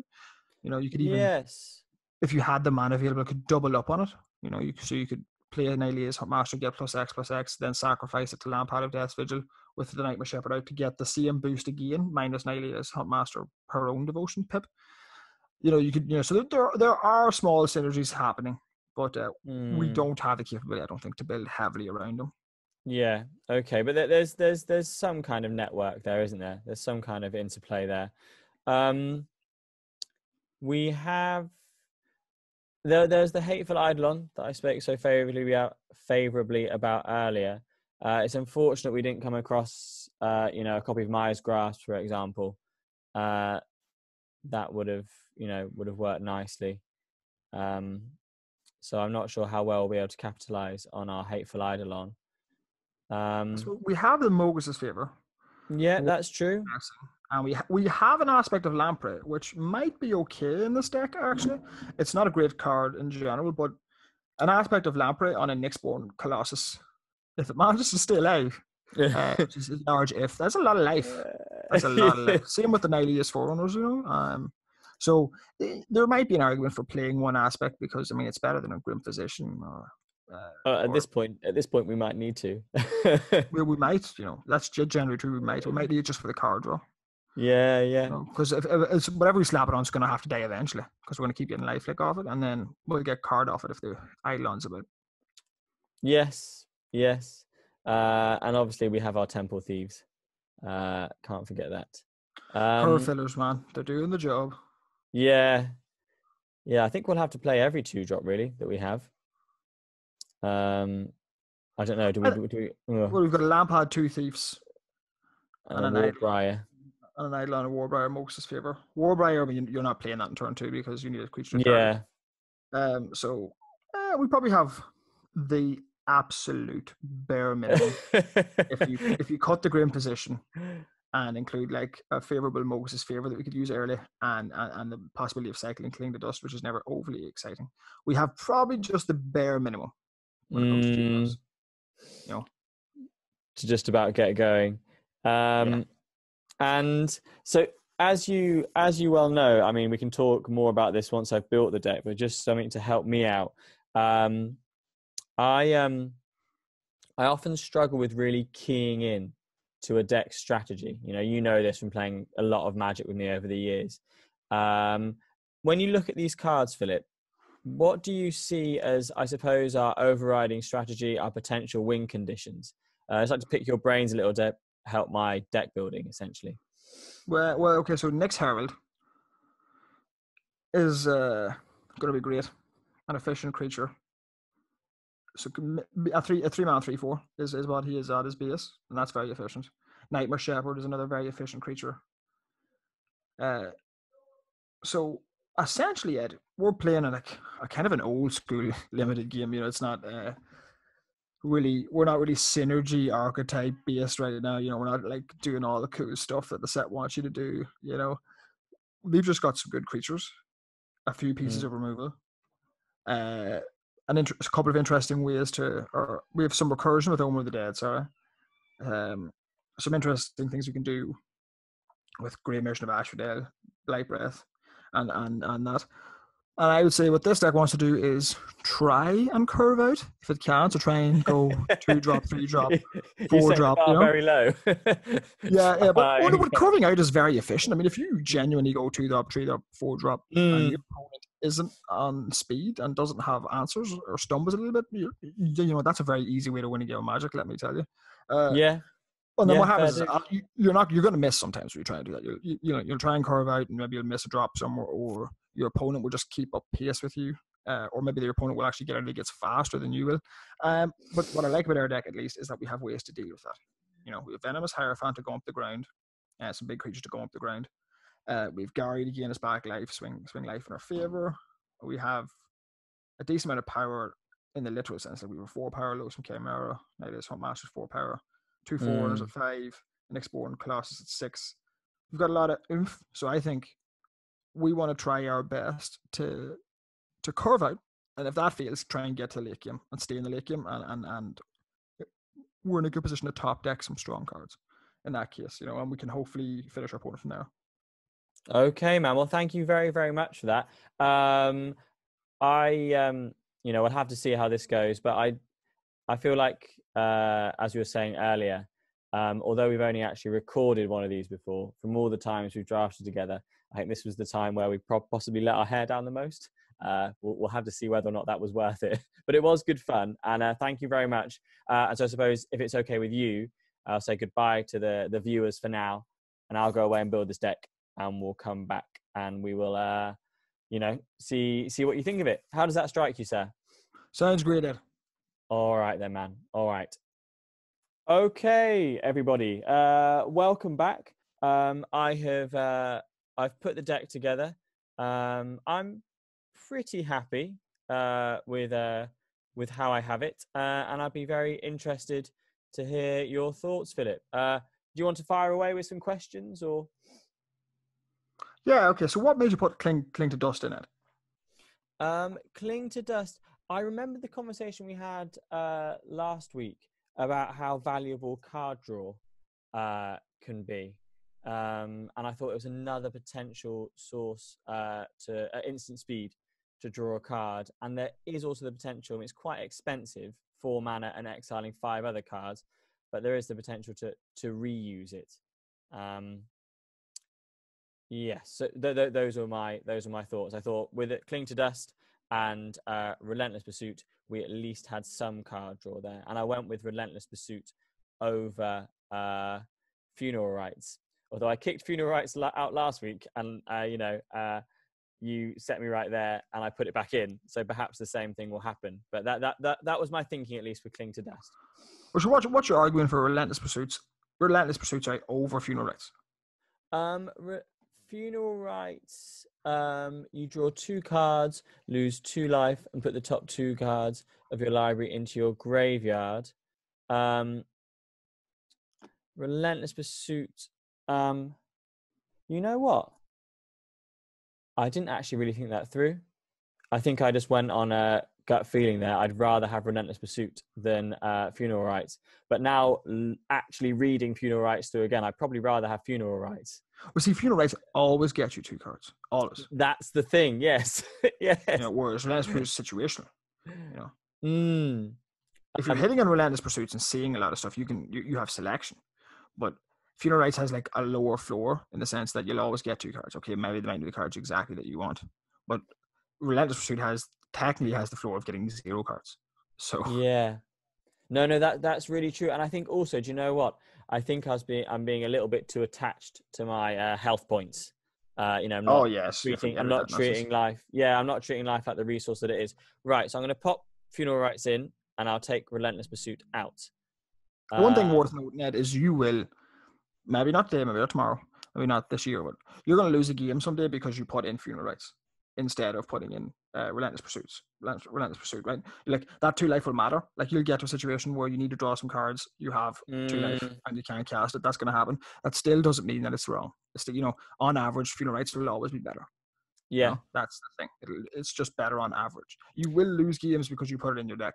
But what you won't remember is the games, or what you mightn't even notice is the games that you win because of it. And you'll always know why you lost when you lost because of it, but you might forget when you win because of it. So, I think as we've discussed before, I think there's a lot of that, isn't there? A lot of this comes down to making decisions that are better on average. Like, no, of course, it's not without its downsides, but on average, this will get you the result that you want more often than the other option. Is there anything else you can see here that jumps out at you? Why Thaumaturge is familiar? Why did you decide to stick that fellow in? Honestly, I looked at the other cards that we had, and I thought, a 1/3 flyer for 3 with the ability to scry, I thought it was more worthwhile than some of our other options. More why do you think than Nihilia's Forerunner, the 5/3? I think so, because I've still got one of those in here. Yeah. But unless perhaps I'm playing too defensively, because we've got. Well, Nihilia's Forerunner is a good blocker. You see, like Nihilia's Forerunner will kill bigger stuff than the familiar will. That's very true. That's very true. I'm just wondering that there's not much going on in our 2-slot drop in terms of like early playable creatures. I thought perhaps, a 1/3 flyer, something to play in the relatively early game. Not a bad body at 3. And again, that's scry ability. Do you think that another copy of Nihilia's Forerunner will be more valuable? It's hard to know. I mean, Nihilia's Forerunner is a better card, right? So, I mean, if we were looking at it in a vacuum, right? But see, if we go by that mentality, your entire deck's 4, 5, and 6 drops, and you now lose every game you play, right? So, yes. It's a hard balance. Well, I suppose my concept, or the way I look at it, is if we're playing the Altar of the Pantheon, we're playing that not only for the devotion, but because we intend to ramp. To play it for just devotion, it's not enough of a reason to play it. I don't think. I genuinely don't believe it is.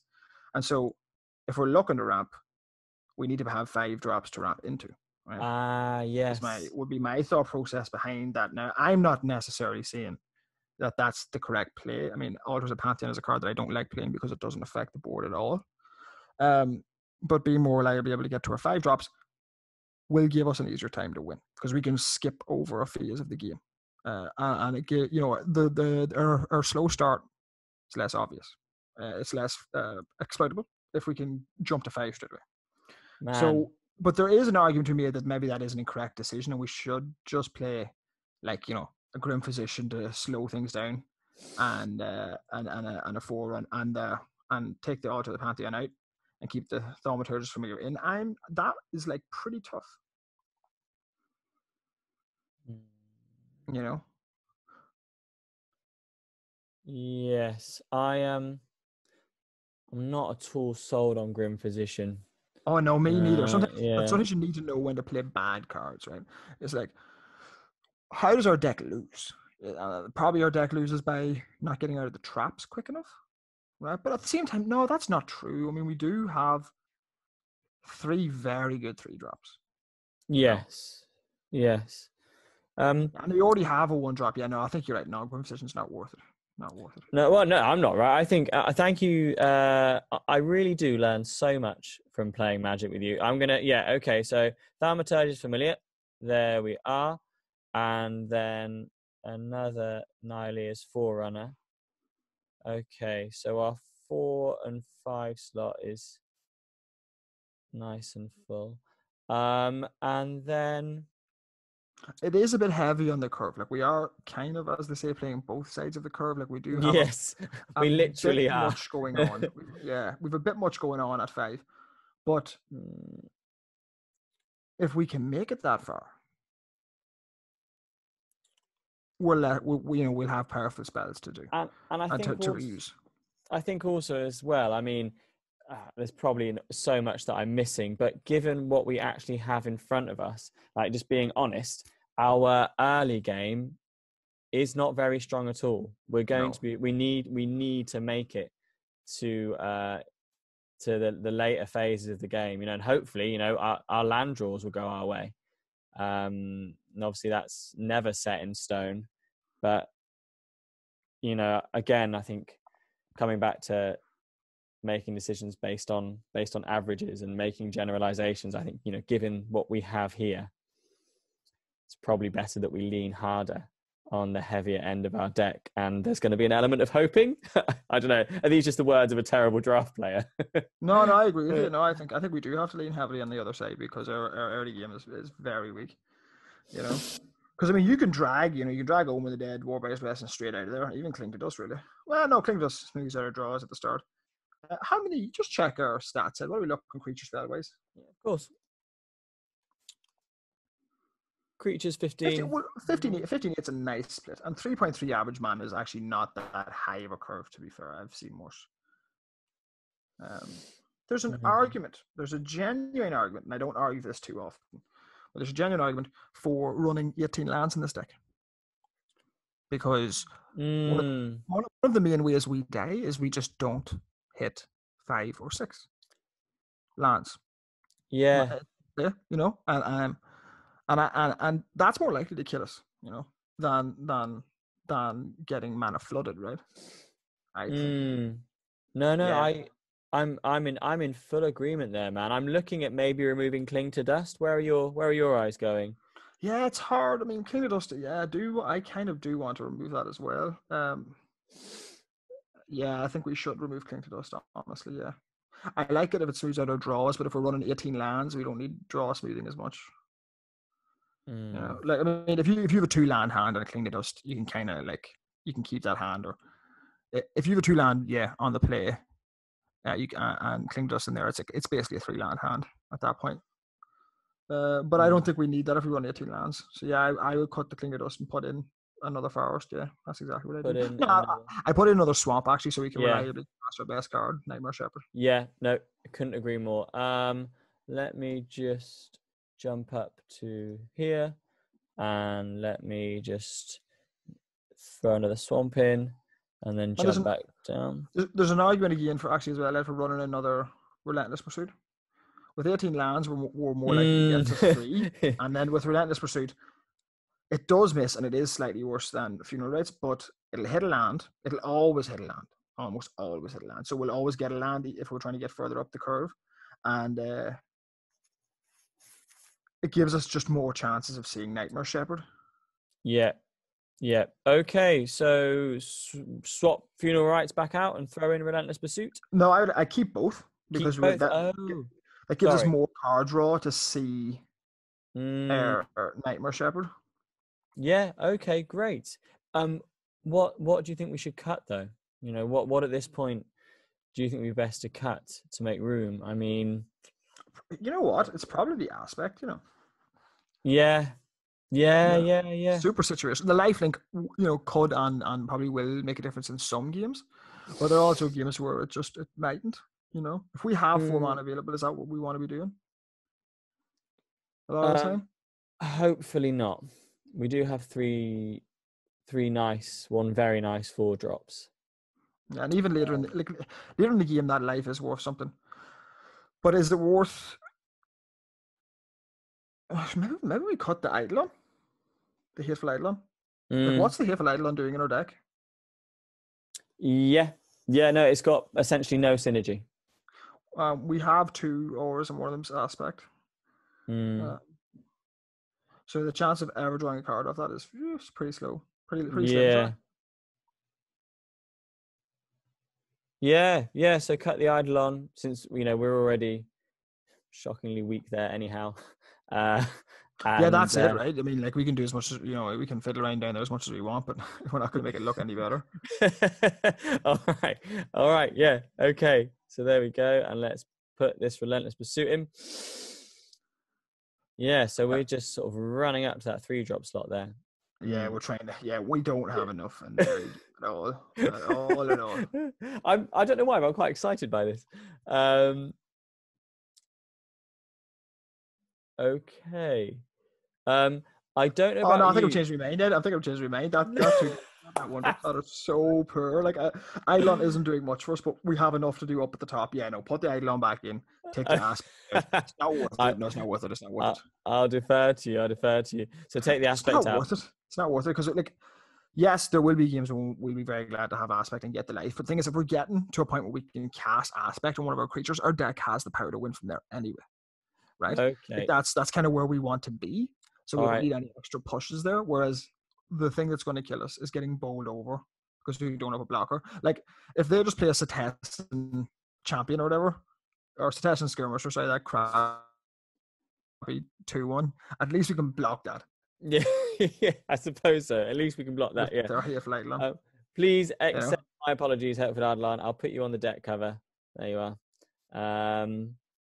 Okay, my man. Well, thank you very much. If you're okay to, end things there for the now and then go and jump into a game, I am too. How does that strike you? All right, everybody. Game time is imminent. Philip, any final words for me before I jump in? Yeah, Ed, just remember this deck, its purpose in life is to survive until about turn 3, and then hopefully cast 4-drops and 5-drops and win from there. So when you're looking at your opening hand and when you're playing out the game, just keep asking yourself, how can I survive until turn 3? Okay, and I think that's a brilliant line to end on. I'm gonna hit play. I'm going to hit play. Best of luck, Ed. Thanks, man. All right, let's see who turns up. There we are. Schulzen Death. All right. Well, I'm Edward. Germans have a reputation. Okay. Yes. Okay. I'm happy with that. Yes, that's a keeper. That's a keeper. All right. Blue. Shadow Spear. Ooh. All right, let me have a read of that. A quick creature gets +1/+1 and has trample and lifelink. All right, potential to lose hexproof. Okay, so let's throw out a swamp. And given what we have here, come on, Hateful Eidolon, go. Let's cast a Hateful Eidolon. There we are. All right. So 1 permanents your opponents control lose hexproof and indestructible until end of turn. All right, that's not too much of a problem. Although trample and lifelink is a little bit worrying. Let's do a forest, and then good old temple thief. Go on, you rogue. Yeah. There we go. And let's send our hopeful Eidolon in.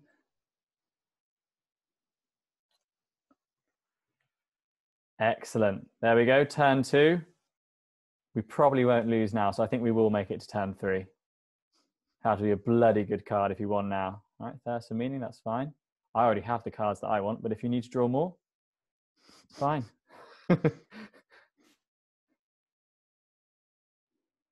Oh, I'm going to be in trouble next turn.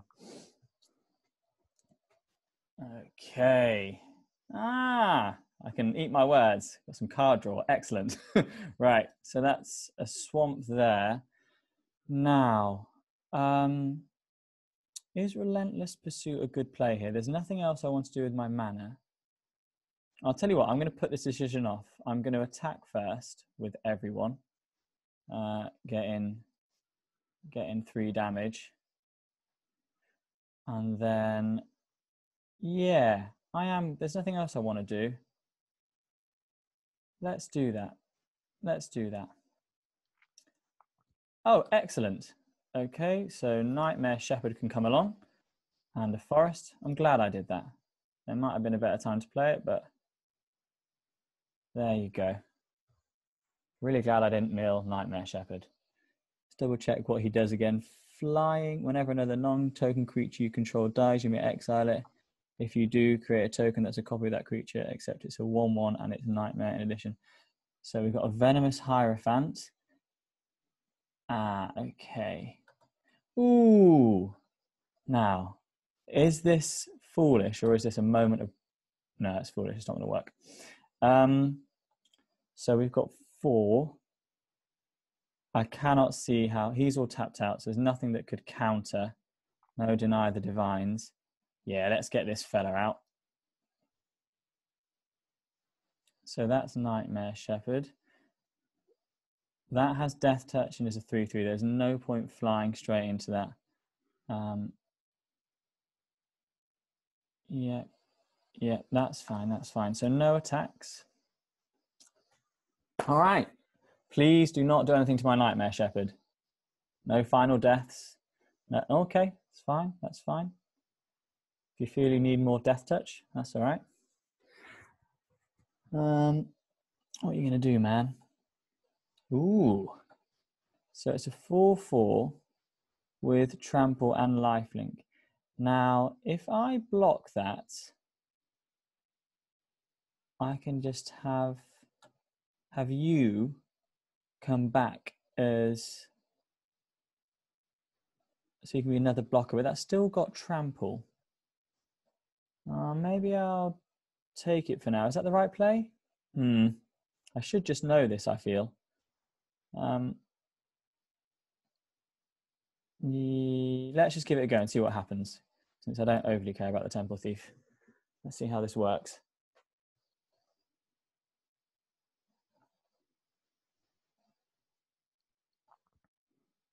So, take action.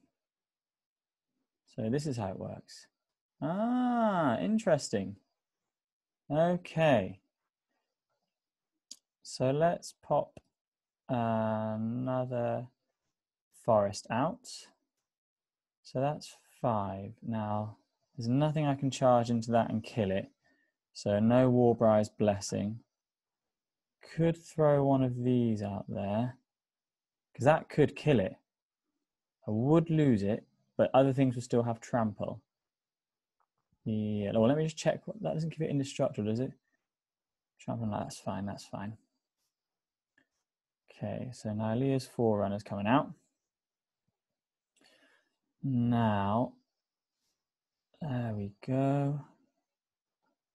And no, there's no point doing that. You might as well stay there. So 4 in the air, sir. 4 in the air, sir. Okay. I wonder if that could be a 6/3. Or is that a smart thing to do? If I put Mogus's Favour on Nightmare Shepherd.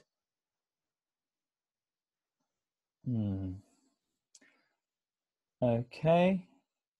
Draw a card, then discard a card. Fine. So still 3 mana up. Nylea's Forerunner is, yeah, I'm definitely going to use you to block. No, yeah.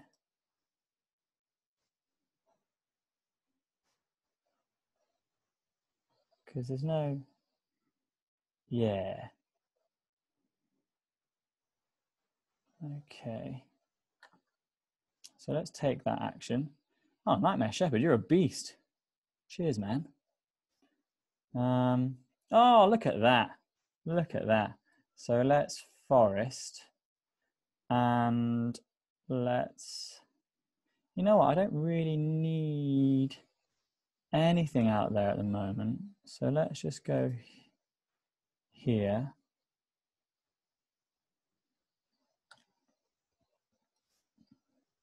We'll just go 4 in the air.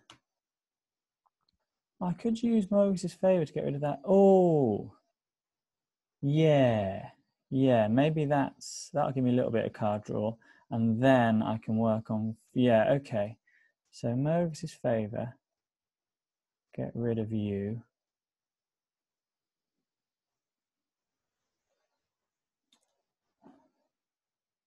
There we are. So let's draw a card. Did I draw a land? I presume I drew a land. Yeah, that was a land. I'm not going to play, although no, yeah, actually, I will, because, yeah, if that elite instructor tries to do any attacking, I'll just trade. I'll just trade and then get another 1/1. Yeah, cool. I'm going to leave it there. Okay. Don't draw anything good. So that's Shadow Spear, so that'll be a 3/3 with Trample and Lifelink. Oh, so if you do equip it, I can't trade. Oh, balls. Oh, I don't have another Nylea's Forerunner. I think I can guess what card you're going to bring back. Hopefully you click on the wrong card.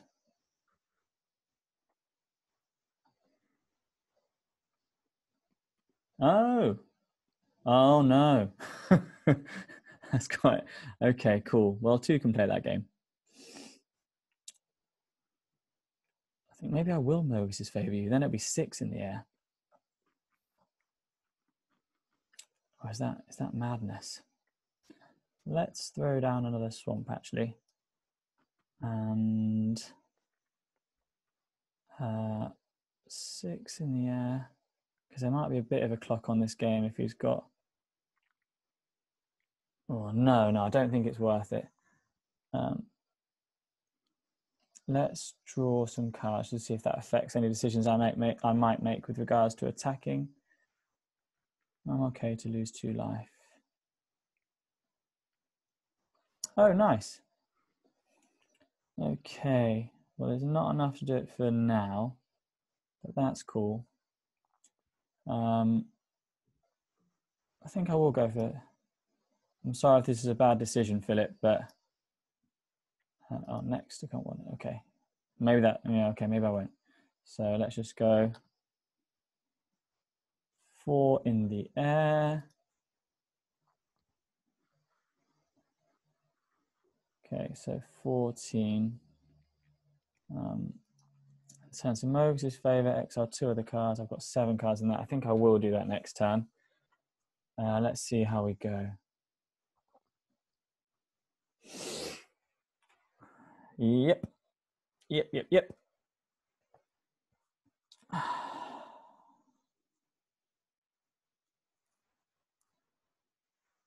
Okay.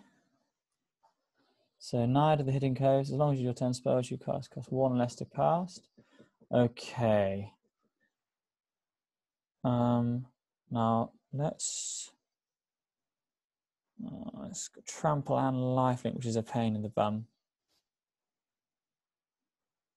To save 1 point of damage, is it worth it? Yeah, let's do it. Let's do it. Maybe that's not worth it, but we'll see. Oh, perhaps I should have sent the Temple Thief. That would have been 2 points of damage. Whoops. Not to worry, not to worry. Okay, now there's 2 mana up. I'm trying to think of a counter he may have. They cost 1 less to cast, but that Rage Scar Berserker needs to go. So I suppose it is an instant. I could wait on his turn, but the problem there being he might have more mana. He might draw into. Oh, I'm going to Final Death him. My apologies if this is the wrong decision. Exile target creature. There we go. Good stuff. That came off. And then let's be a bit more aggressive. I think let's exile these 2 here. Get rid of those 2 land cards. Nargis' Favor comes back out. Okay, so that's going to be 6 in the air. Vexing Girl, that's okay. There's no way he can, no way he can buff that. Don't want to lose Nightmare Shepherd. Okay, I see what you're doing.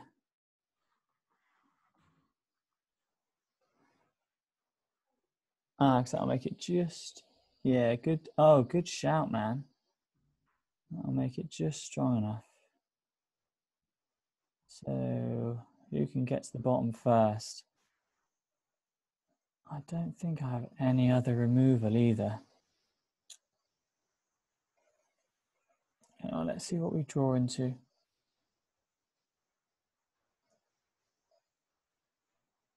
Oh, it's too aggressive. I shouldn't have done that.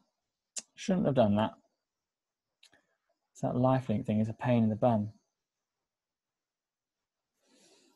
Oh, now what have we got going on here? 1, 2, yeah, cool. Hopefully that's not a Deny the Divine there. Because he'd have enough to counter that. However, he's likely to remain with lots of mana up since he's only got 1 in his hand. I'm going to risk it. I'm going to risk it. No, Deny the Divine, no, Deny the Divine, no. Yes. Get rid of this Vexing Girl. Okay. And let's go to combat. Let's go 6 in the air.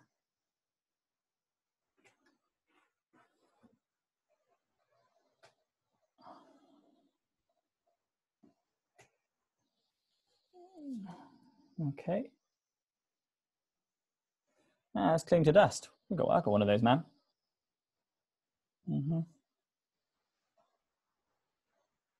Okay, let's see what he draws into. Oh, hang on.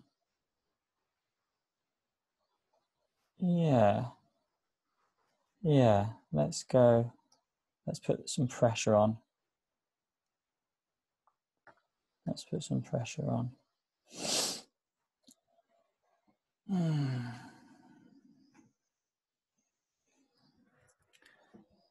Don't exile all creatures or something. Oh, that's fine. That's fine. But let's get rid of you though, because you're annoying. I've only got 15. Cool. All right, Loathsome Chimera. This Knight of Hidden Coves is going to get it if you do attack, sir. Goodbye, Loathsome Chimera.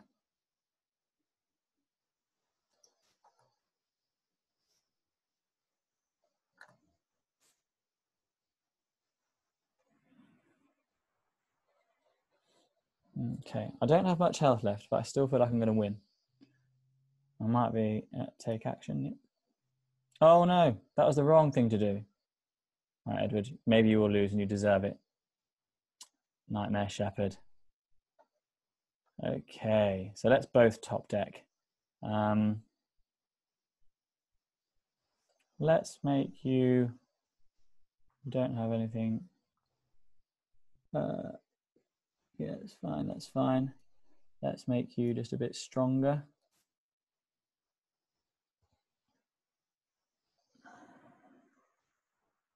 Let's fight you. Get rid of you.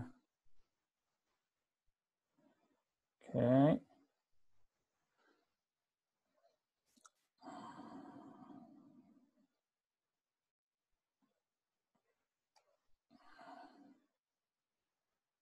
Okay, and let's go here.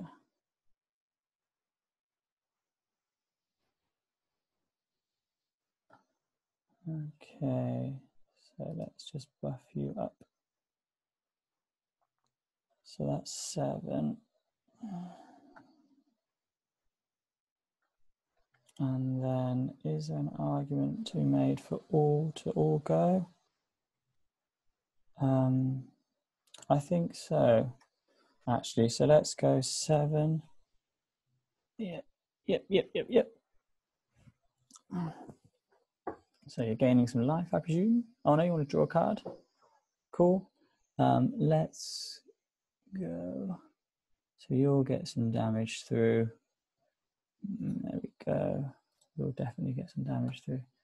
Oh, actually, I could probably wait for you. Because next time I can use that. Yeah.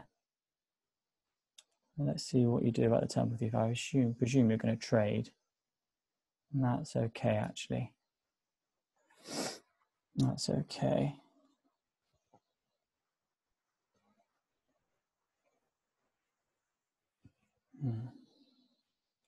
I might have this in the bag next turn, if that's like a final death or something. So you can get 3 more life, I presume. This will probably be equipped. The Shadow Spear. Cling to dust again, okay.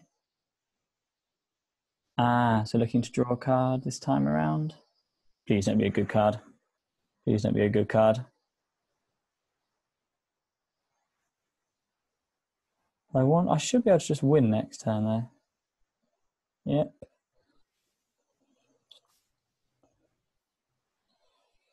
One, two. I wonder if it's time to. No. Okay. Cool. So there's no point playing that. Let's at least pretend that I've got a good card in my hand.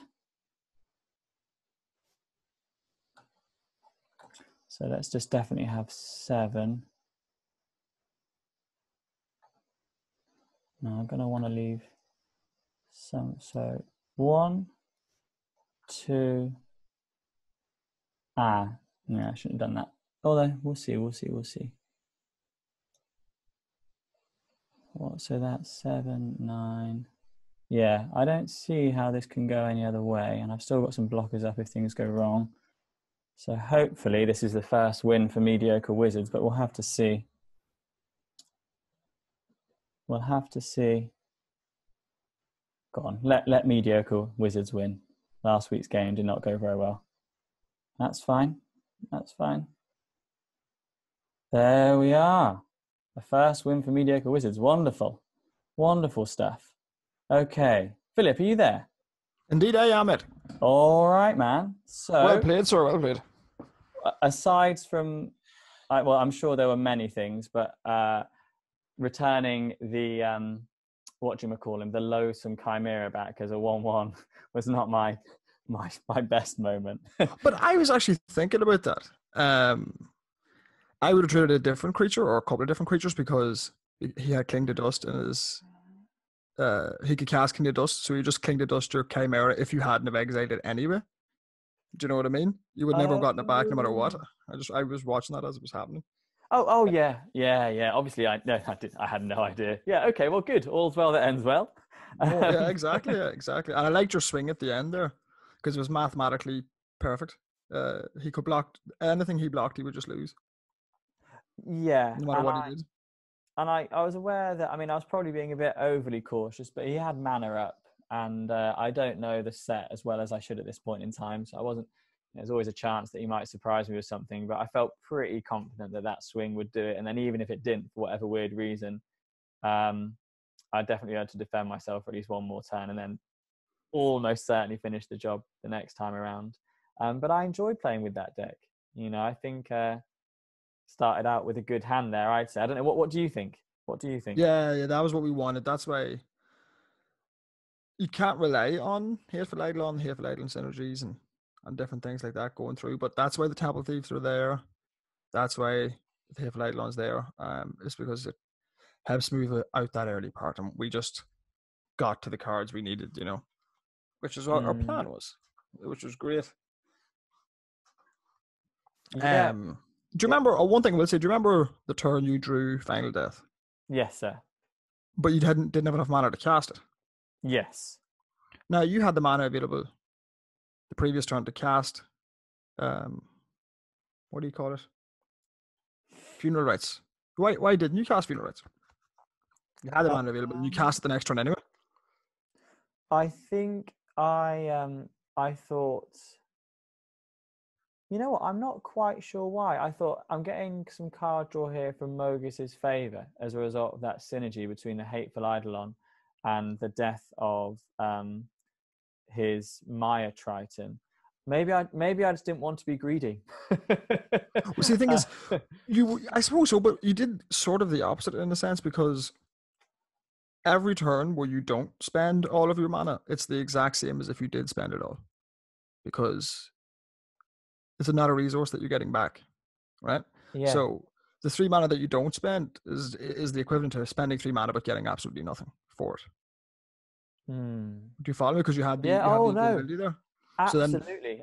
Which would have changed the whole sequence of turns, because you could have, if you had cast that spell then when you had the mana available for it, and you would have had the mana available for Final Death the next turn, as well as I think the ability to drop something else. So I really want to.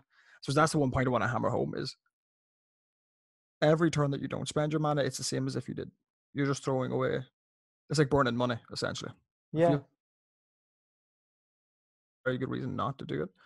Like maybe you want to get value out of it at another point. Maybe you're holding it for some reason, sandbagging it. Maybe something along those lines. That's perfectly reasonable. If you think that the value you'll get from it later is more than the value you get from it now. But if there's not, if you have mana, you should spend it unless you have a good reason. That's you know, you saying that all of these things sound perfectly obvious, but it's never been made sort of overt to me before. And that's that feels like a really valuable lesson, and a really simple one to keep in mind as well in future games. You know, what am I holding onto this for? Is there genuinely a good reason? And you know, if there isn't, crack on, because absolutely. No, I was gonna say, I suppose I'm just thinking this through aloud, but absolutely, yeah. I mean, it's the same difference. If you're not going to use the mana anyway, you know, it's as good as spent, you know, once the opportunity passes. And you did the same with the Mogus's Favor at one point. So you're like, oh, should I cast it on the Nightmare Shepherd? And then you didn't cast on the Nightmare Shepherd, but then you cast on the Nightmare Shepherd the next turn.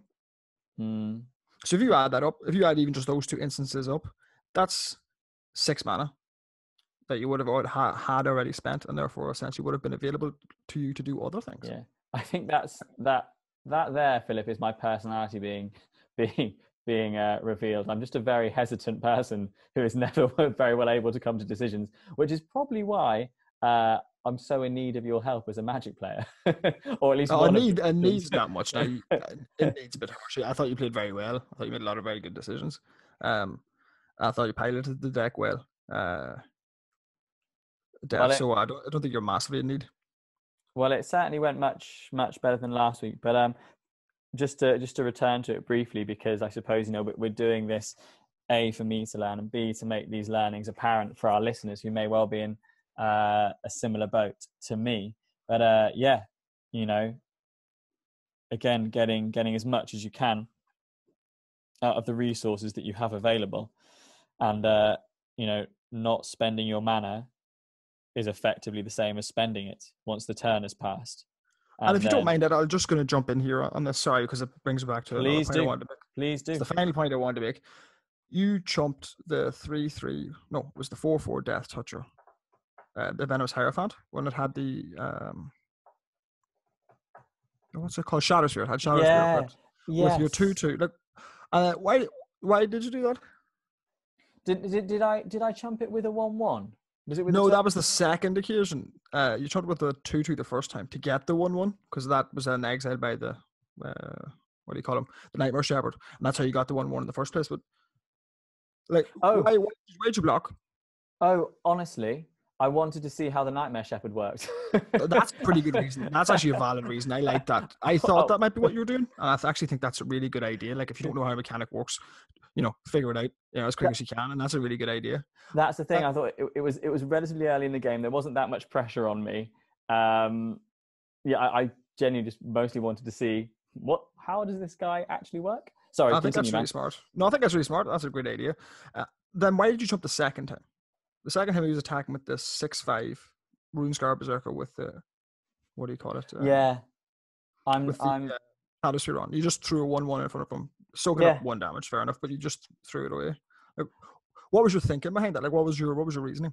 Honestly, I didn't arrive at a good conclusion. I was basically stuck at, why am I doing this? I'm only soaking up. I think I even said it. I'm only soaking up 1 point of damage. What am I doing here? I could potentially save this, and I could double block or triple block later. Precisely. But I just reacting out of fear. I don't know, man. It was probably one of those things where consciously I'm at least partially aware that this is the wrong thing to be doing, but for some reason I'm doing it anyway. No, well, that's how you learn, right? But your gut instinct was right. So I find that's very true with Magic. Your gut instinct is usually quite well tuned to these things. That's good. It's a good idea to follow because in that situation, the one life is not worth a body. Something with power and toughness can block. People sometimes also have the feeling that tokens aren't real cards, right? They're like, it's just a token, and it's not really doing anything. A token is a card, If it has power and it has toughness, it's a card. Yeah. And I know, okay, we got the token from a creature we already had, so you can say like, oh yeah, but I mean, we've already got our value out of that creature, but in the game of small edges, the entire point is to build up those tiny percents of value over the course of the game, because then when the situation comes up with the what was it, the Knight of the Hidden Cove, there was a 3/4.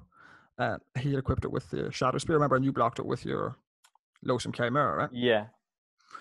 In that situation, if you hadn't chumped the Venomous Hierophant with the original Temple Thief, you could have just double blocked with your 2 Temple Thieves, right? And because he's a 3/4, he can only kill one of your Temple Thieves, and he loses his Naiad and the mana he spent to equip it with the Shadow Spear, right? So in that situation, that extra power and toughness, matters, right? And then in that situation, he's getting very little from it because he's throwing away a card that cost him more for one of your 2/2s, that has a more relevant ability than one of your 2/2s, and also he's throwing away the mana he used to equip it. The mana's not much, but you get the point, right? That's where the edges come from. And then you still have your Loathsome Chimera, right? And then you can attack with it next turn. Or you can Warbriar's Blessing it, making it a 4/3 and getting to kill whatever he has left, if he has anything left. I probably could have closed out much quicker, because although I'm very happy with how that game went, although again, equally as obviously there's lots I could have done quicker. I could have gotten to that endpoint much faster than I did, because every turn that we're playing, there's a chance that he's going to draw into a bomb or something really problematic. And towards the end, I was genuinely fairly agitated. I was saying, please don't draw anything good. Nothing good. Draw a land. That would be ideal. But yeah. So right, if there is mana there to be spent, unless you have an actually good reason to not spend it and to hold on to a particular card, use those resources, and do not chunk block unless absolutely necessary. As I think you've actually told me before, I'm just quite slow coming to this, because it may well be that your blockers will be more useful in concert later, perhaps even for attacking. Precisely, and that's another thing. Not only don't chump block, don't chump attack unless you have a good reason. So like I say like he's got 1 creature, right? And you're like, right, I'm just throwing all my guys Yeah, and you might sneak in some extra damage, and sometimes it is correct to do that if you need the extra damage, if you think it's a race and you think this is important. But Yeah. most of the time, what you're saying is, okay, here, take this extra damage and remove one of my creatures.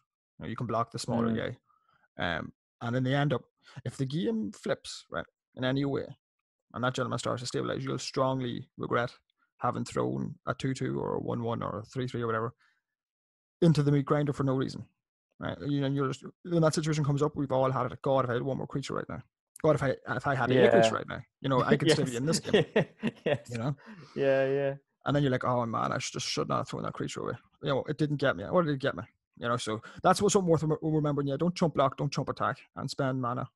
What do you call it? Spend mana where available. You can, like I said, these are heuristics like shortcuts, but there are obviously situations where you'll want to chump block and there Yeah. will be situations where you want to chump attack. But for the most part, it's good rule of thumb. But I thought again, Ed, sorry, I don't mean to come across being overly critical. I thought you played the game very, very well. Just some small suggestions to maximize efficiency in that. All suggestions more than welcome. Man, this is what we're doing here, and thank you very much for your comments. If you are happy with sort of what we've got here, I'm happy to sort of begin saying goodbye. But I suppose, and again, correct me if I'm wrong here, but listeners, the next time Philip and I draft, it will be relatively soon. But this is obviously our last Theros Beyond Death. So the next time that you see us play will be with the new set, Ikoria. Yeah, lots of mutating companions, loads of shenanigans. Loads of shenanigans. I've actually got a couple of games in so far, and it's very enjoyable format. Yes. And their power level's pretty high, and there's a lot of just very interesting, cool things you can do. Wonderful, man. Well, I really look forward to it. I look forward to it under your tutelage. And yes, should we call it an evening, sir? I reckon so. I think that's our day's work done. All right. Well, from myself, goodbye, everyone. Thank you very much. I hope that was as useful for you as it was for me. Yep. Take care, folks. Take care in these troubling times. Yeah. Stay safe. Goodbye. Later.